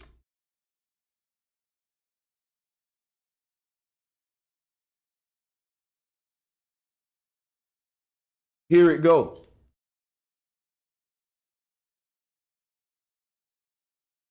A double-headed plug. This is the hourglass. This is the number 8. This is the Dogon Conunga. The thing though, I wish I could.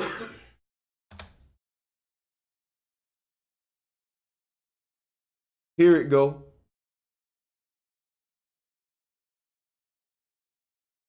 So one half is plugged into the heavens, one half is plugged into the earth. And so it looked like an hourglass because it's a double-headed plug. Think about it. If you stretch this cord out, it'll look like an hourglass. It'll look just like this right here. This is a double-headed plug right here. And it's sending the energy in and around our reality. It's a double-headed plug. One half plugged into the heavens, one plugged into the earth. That's what the Dogon Conunga represent. This is Kemetic cosmology right here, advanced Kemetic cosmology. And so this is the connector. This connects the worlds together. There's a receiving end above our head and a receiving end below our feet. And there's a plug that connects them both to power this reality. And that plug is called a North Pole right here. So that plug can be seen right here in this image. 3 points at the top, 3 points at the bottom, connecting the worlds together. So in this Mayan cosmos, that's what they showing you. One end is plugged into the ground and the other end is plugged into the sky, what the sacred bird is resting on. So you got a double-headed plug plugged into two ends like that, and it's powering our reality. this horizontal plane. So everything is plugged up, and this is an electric universe.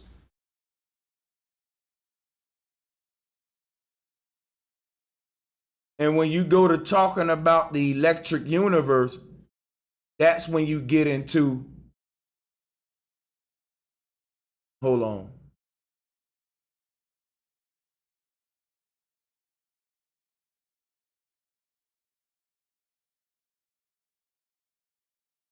So when you start talking about the electric universe, that's now when you start getting into what Earth, Wind, and Fire was trying to tell you.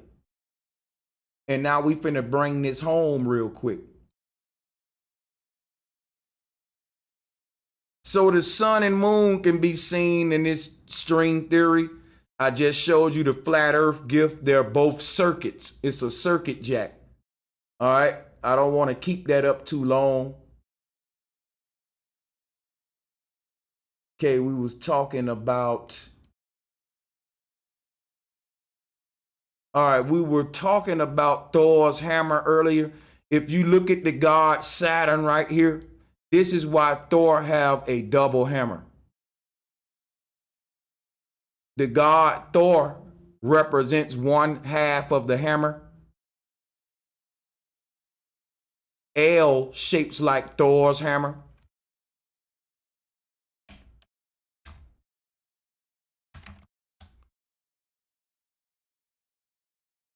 Where is the double-headed hammer? Or double, oh, it's the double axe Thor. Let me see.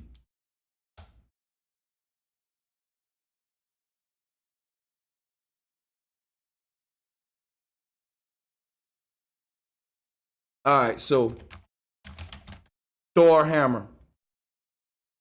So this hammer right here represents the tree of life, right? It represents, but what I'm trying to get y'all to realize is this hammer is Jesus on the cross. They weren't telling it as Jesus on the cross. They was talking about the banging of this hammer for life. And what happens when life is made? You banging a woman, you banging her down. See, that's Thor beating the hammer. What is the hammer? The uterus, the male reproductive system. I just showed y'all this. The female reproductive system looks like a hammer, and the male reproductive system look like a hammer. There's your double-headed hammer that gives life in the mythology of Thor.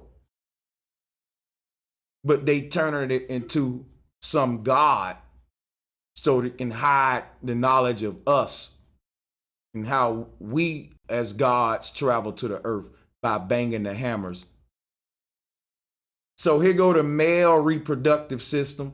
You can see it looks just like a ankh, just like a hammer, just like the god Saturn, because he really represents recycling, which is nothing wrong with that. And here's the female, the two hammers, right, that banging together to create life. I'm showing you Thor, what Thor was all about. So let's take that off. Here are the two hammers that's creating a big banging of life. It's a dual-headed hammer knocking, creating a vibration of the earth. This is the science behind all of the terminology and symbols. Above your head is a hammer, below your head is a hammer, and as they knock, it creates a sound vibration outward called an aura. An aura. So let me see if there's anything else I wanted to sync this to before we go. So we comparing this to the Ankh as well. Also, we talked about electric universe. We dealing with flat earth, remember? We're dealing with Earth, Wind, and Fire told us about the electric universe. And if you look at the album cover for Earth, Wind, and Fire, Electric Universe album, it's flat earth. It's flat earth, people. It's the Ankh. It's a 3D version of a Ankh, meaning if I put you inside of a Ankh, that's what you would have for that album cover.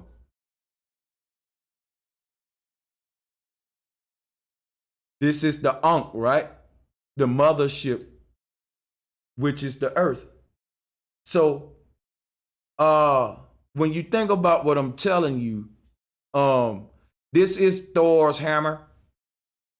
Thor's hammer is the UFO, the god El, all of the stuff to throw you off from the reproductive system and the spiritual science of self.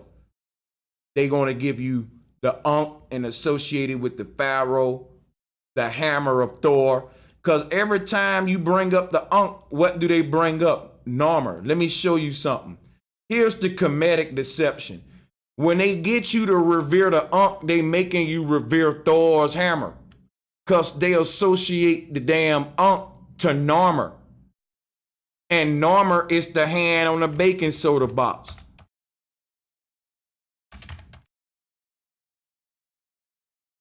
This arm, it's a Greek version of them revering the god Narmer. That arm represents Narmer. I'll show you Narmer's version.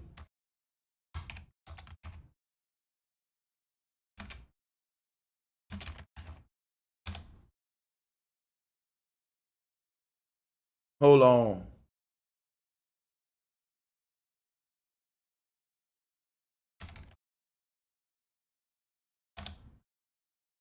Here it go right here. Here's the Pharaoh Narmer in Egyptian. See him with his hammer? This is the Pharaoh Narmer with his hammer, keeping order in Egyptian. This is Narmer with the hammer. Now, guess what, y'all? When the Egyptians was talking about Narmer with a hammer, the Greeks was talking about Thor with the hammer. See, this was the time when the Greeks and Egyptians had unified and they was telling the same story, either chocolate coated or white chocolate coated for their own people. Their own governments was creating dumb sheeple. The white rich people was gaming they people and the black rich people was gaming they people. What happened in Egypt was peasants was created and the peasants came in all colors and the royalty came in all colors. The only two races was rich versus poor. We forgot that now. They got you thinking black versus white when all they thinking is green. So just like the Greeks had their version of Thor with the hammer, the Africans, the Egyptians had their version of Narmer with the hammer, telling the same mythology during the same time. What's the odds of that? I already showed you a white version of Narmer and a black version. Why is this one man two different colors? The same reason they arguing about Jesus being two different colors, because Jesus is black and white. The Mazda version on the screen above my head is an Arabic version, the Brahma version. Abraham was their version of Jesus before it even got to the Greeks. It went from Africa through the Middle East first. Abraham was their version of Jesus during a whole nother generation. That's why it was called one of the fathers of Christianity. This is Abraham is another form of the god Brahma. Abraham is Brahma. And another form of Brahma is the god right here with the beard, Mazda. They've been telling this story for so many generations, and your generation got the Jesus version. But back in the day, it was Thor's hammer instead of the cross. And back in the day, it wasn't no fucking story. It was real life. Meaning if you got out of line, Christ would punish your ass, because Christ was just another title for anointed one or the man in charge. The Christ was the landlord. The nigga who told you, okay, he ain't following the law. Go and put that hammer on his ass. Or go and hang him, or go and put him to death on a cross. They put people to death on the cross. Their God kept order the way you read about it in the Bible. We just ain't in medieval times. But it's the same system come from Greco-Egyptian time. We call it baking soda today. Now, why do they got the symbol of Narmer on a baking soda box? Who ready to learn the truth? Why do they got this Egyptian god who represented resurrection on a baking soda box? You see, let me show you how sick it is. The god Narmer represent resurrection or rise, erection. And they got an obelisk made. The obelisk is made after him because it represent a penis on hard. You get an erection, a risen erection, a hard penis. That's the obelisk. Narmer represents rise, erection. Baking soda makes things rise. Narmer represent when patriarchy rose to power, and the symbol of it was a hard cock, a resurrection. What do niggas do with baking soda today? They use it to do what? Rise to power. Baking soda don't just make other shit rise. You mix that baking soda with a little Coke and you will get rich half the time that it'll take you to get to $1 million. You start using baking soda in the Coke game, and that's when you rise to power. That's the reason the symbol of this baking soda is that of a dead god, a dead king that represents resurrection in all aspects. Economic resurrection, spiritual resurrection, health resurrection. Baking soda can help you with it all. This shit is a medicine and all that. It resurrects, and they got the symbol of Thor on there or Narmer. Things rise because of it. Even dope dealers, goddammit. So, there you go. The symbolism is kind of spooky when you look at it. Like, wow, this shit's deep, right? So everything is for a reason, is what I'm telling you. The hammer that you're looking at is the same symbol of the god Mazda with his wings spreaded. Here's the hammer, that which keeps the order. The judge's hammer, that's the god Thor, keeping the order right here in Egypt. So just to show you, dealing with Kemetic cosmology, Thor's hammer is not exclusive to the Greeks. In a lot of stories, it's a double-headed axe or a double-headed hammer when they want to give you both sides of the Taurus field. I think that's pretty much it. I don't want to give you too much in one. I do want to go into the black and gold that the pharaohs wore and the beast symbolism in the next portion. So I'll give you a sneak peek into it. So if you look at the headdress that the pharaohs wore, it was in honor of the god Baal. So you want more similarities between Kemet and Greece. It's the fact they both worship the sacred cow. Kemetic folks look at this image and they say, look at them white folks worshiping that cow, but they worship Hathor. Hathor is another form of the god Thor. A feminine version of Thor becomes a cow called Hathor. And remember, Thor was a sacred god to the Greeks. When they turned it into the cow, it became the holy cow. You getting a lot of knowledge today, man. Y'all gotta, come on now, donate to your boy. Hit me up now, come on now, hook your boy up. Hey, and check this out. Check this out, folks. So they worship the sacred cow or the golden calf in Greece and Egypt. In Egypt, it was Hathor. In Greece, it was Baal or Moloch. And in some cases, it was the same because the cultures had united. So you Kemetic folks can't talk crap about Greek cow worship when you worship Hathor, because I'm telling you that you guys have the same culture. The Greeks had unified with the Egyptians, and the Greeks revered the beehive. What you're looking at is a Mormon temple. See, the first form of Christianity was a bee before it was a cross. Did you know that? Now, what's the symbol of Freemasonry? The symbol of Freemasonry is the bees, and the symbol of the early Christians were the bee. You know why? What did they tell you?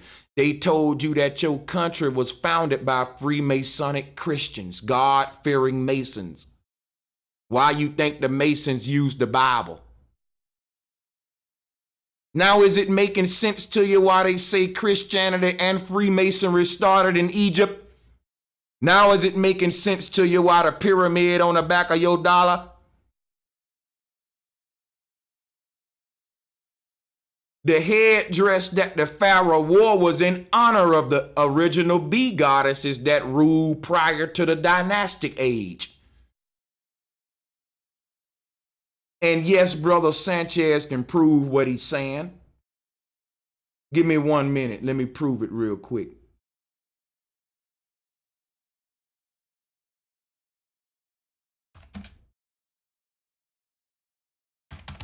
Prove it real quick. Because that headdress that the pharaoh wearing, it didn't come from him. He stole it from the worship of the goddess. And it's a feminine headdress what George Washington them stole too, because they wanted to be like the female. So look at what, and remember the pharaoh wore eyeliner, the pharaoh wore makeup, the pharaoh wore dresses, and the nigga outdressed his wife. Her makeup didn't look better than his makeup.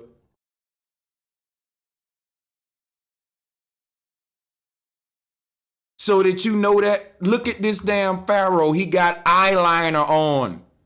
What type of nigga put on eyeliner every day? The pharaoh woke up and put on a headdress that was made to honor the woman's hair falling on her damn shoulders and put eyeliner on. Why don't the Kemetic folks say, man, look, you know, we know the pharaoh was wearing eyeliner, but we don't agree with everything. They don't want you to know what the pharaoh was really like. He was a pretty boy. His power came through family lineage. He wasn't no killer. He owned the killers. But he was a makeup wearing pretty boy, Prince type nigga. A type nigga who will get mad if he didn't get his feet oiled today. That was the type bougie nigga the pharaoh was. So the pharaoh headdress didn't come from him. It came from the bee goddess that you see on the left. And when they took away the knowledge of the bee goddess, they turned her into the Christian cross.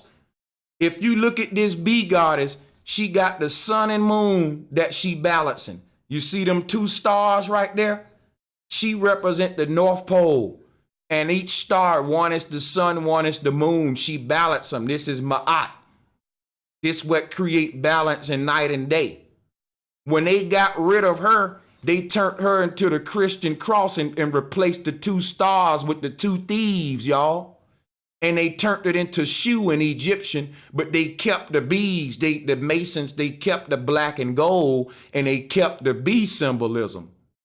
But they gave Jesus her posture. She represent the uterus and being born again. Now you see a nigga named Jesus with his arms spreaded saying he represent the uterus, you be born again. I don't care where you born again at, it's going to be through the female in that damn place. I don't care if your ass born on another world miles away, it's going to be through a woman there too. It'll never be through a man and no part. So how did it turn into niggas saying I'm going to be born again through Christ? I'm showing you now. when they started desecrating the goddesses and the divine womb and the original story and turning her into a nigga on a cross in between two thieves instead of the North Pole in between the sun and moon. She became the serpent in between Adam and Eve. She became Moses in between two pillars of water. She became a lot of things so you won't see what she really was. So this is why they revere the bees in Kemet. It comes from our matriarchal origins. The headdress of the pharaoh comes from our matriarchal origins. Remember that the bees are matriarchal. They all protect the queen, y'all. You see, Earth is a matriarchal realm. We call her Mother Earth. We all pull energy from her nipple. That's the energy that's making your heart beat. It's being pulled from somewhere. When it's no longer being put there, they say you RIP, rip. That's like me unplugging a plug from the wall. I rip it from the wall socket in a story. When the creator pull your card, that's what we're saying. You're plugged into this earth. When the creator say, okay, he's been there long enough, I'm going to unplug him and plug him up here. They say you rip. You've been ripped from this reality. So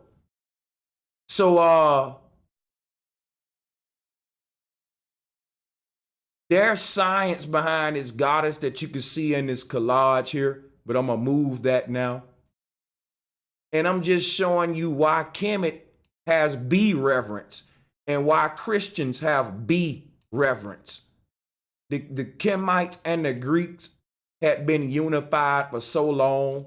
And what they don't show you is you still got black royal families today and black popes.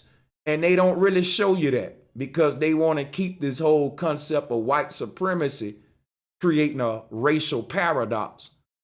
The best way to create chaos is to divide the polarities up among the people. That would be black and white.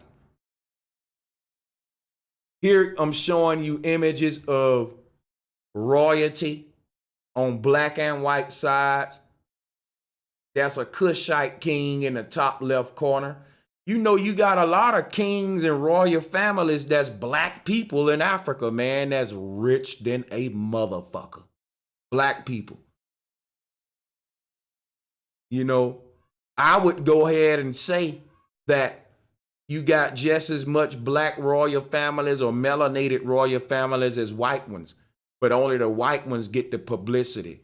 Just like you say they try to make the white woman the standard of beauty, they try to make the white race the standard of royalty. But royalty families ain't limited to white people. You got Asian royal families. You got Asian royal families in China right now, and Thai royal families that's Chinese. And in every continent, you got the royal families there. In Dubai, you got Middle Eastern royal families. In the white lands we live in, they put the white royal families in our face. But if you was living in Dubai, you would turn on a news and you will see rich ass Middle Eastern niggas every day. Prince Jahir just bought a village over here in this section, and Prince Jahir just bought the new mall down here on Dubai Street. See, wherever nation you are, they gonna promote they damn home team. So if you was living in Dubai, you will see Dubai royalty, royal motherfuckers with gold and all they people.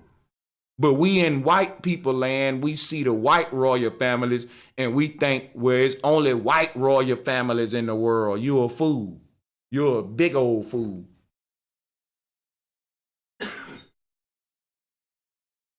They only gonna promote the white ones to you to keep the paradox going. So I'm showing you the similarities between Kemetic people and Christians, and why they are all synced together, and why you got the pharaoh Akhenaten with a bee churn on his head. I think that's the proper name from it. A bee churn. So why does he have that bee churn on his head? It's another way of the Pope showing you the Pope's headdress. The Greeks and Egyptians revered the bees. That's called a spade. The spade is the highest card in the deck. It represents the trunk suit. And if you look at the spade, it is the headdress of the pharaoh represented by the bee. That's the one that cut. That's the highest suit or the royal family. See, each suit of the cards represent a suit or a template for humanity. The 4 suits in the deck represent the 4 original races of humans. But there's a cut race that don't identify with any of the 4 and is able to overpower them. The trump cards. See, them the royal families. They don't identify with any of the original races of human. They identify with royalty as their race and their religion. And they don't care what color you are, long as you controlling a region, we can work with you to help keep the people down and keep our royalty protected. Because if all of us royal people find each other, when the peasants wake up, they're going to overthrow us while we find each other. So we better secure our royalty and realize that our biggest threat is the peasants waking up. And that's the trump card. See, once you get in that club, you can cut through all the work and bullshit that other people got to go through. You the trump card.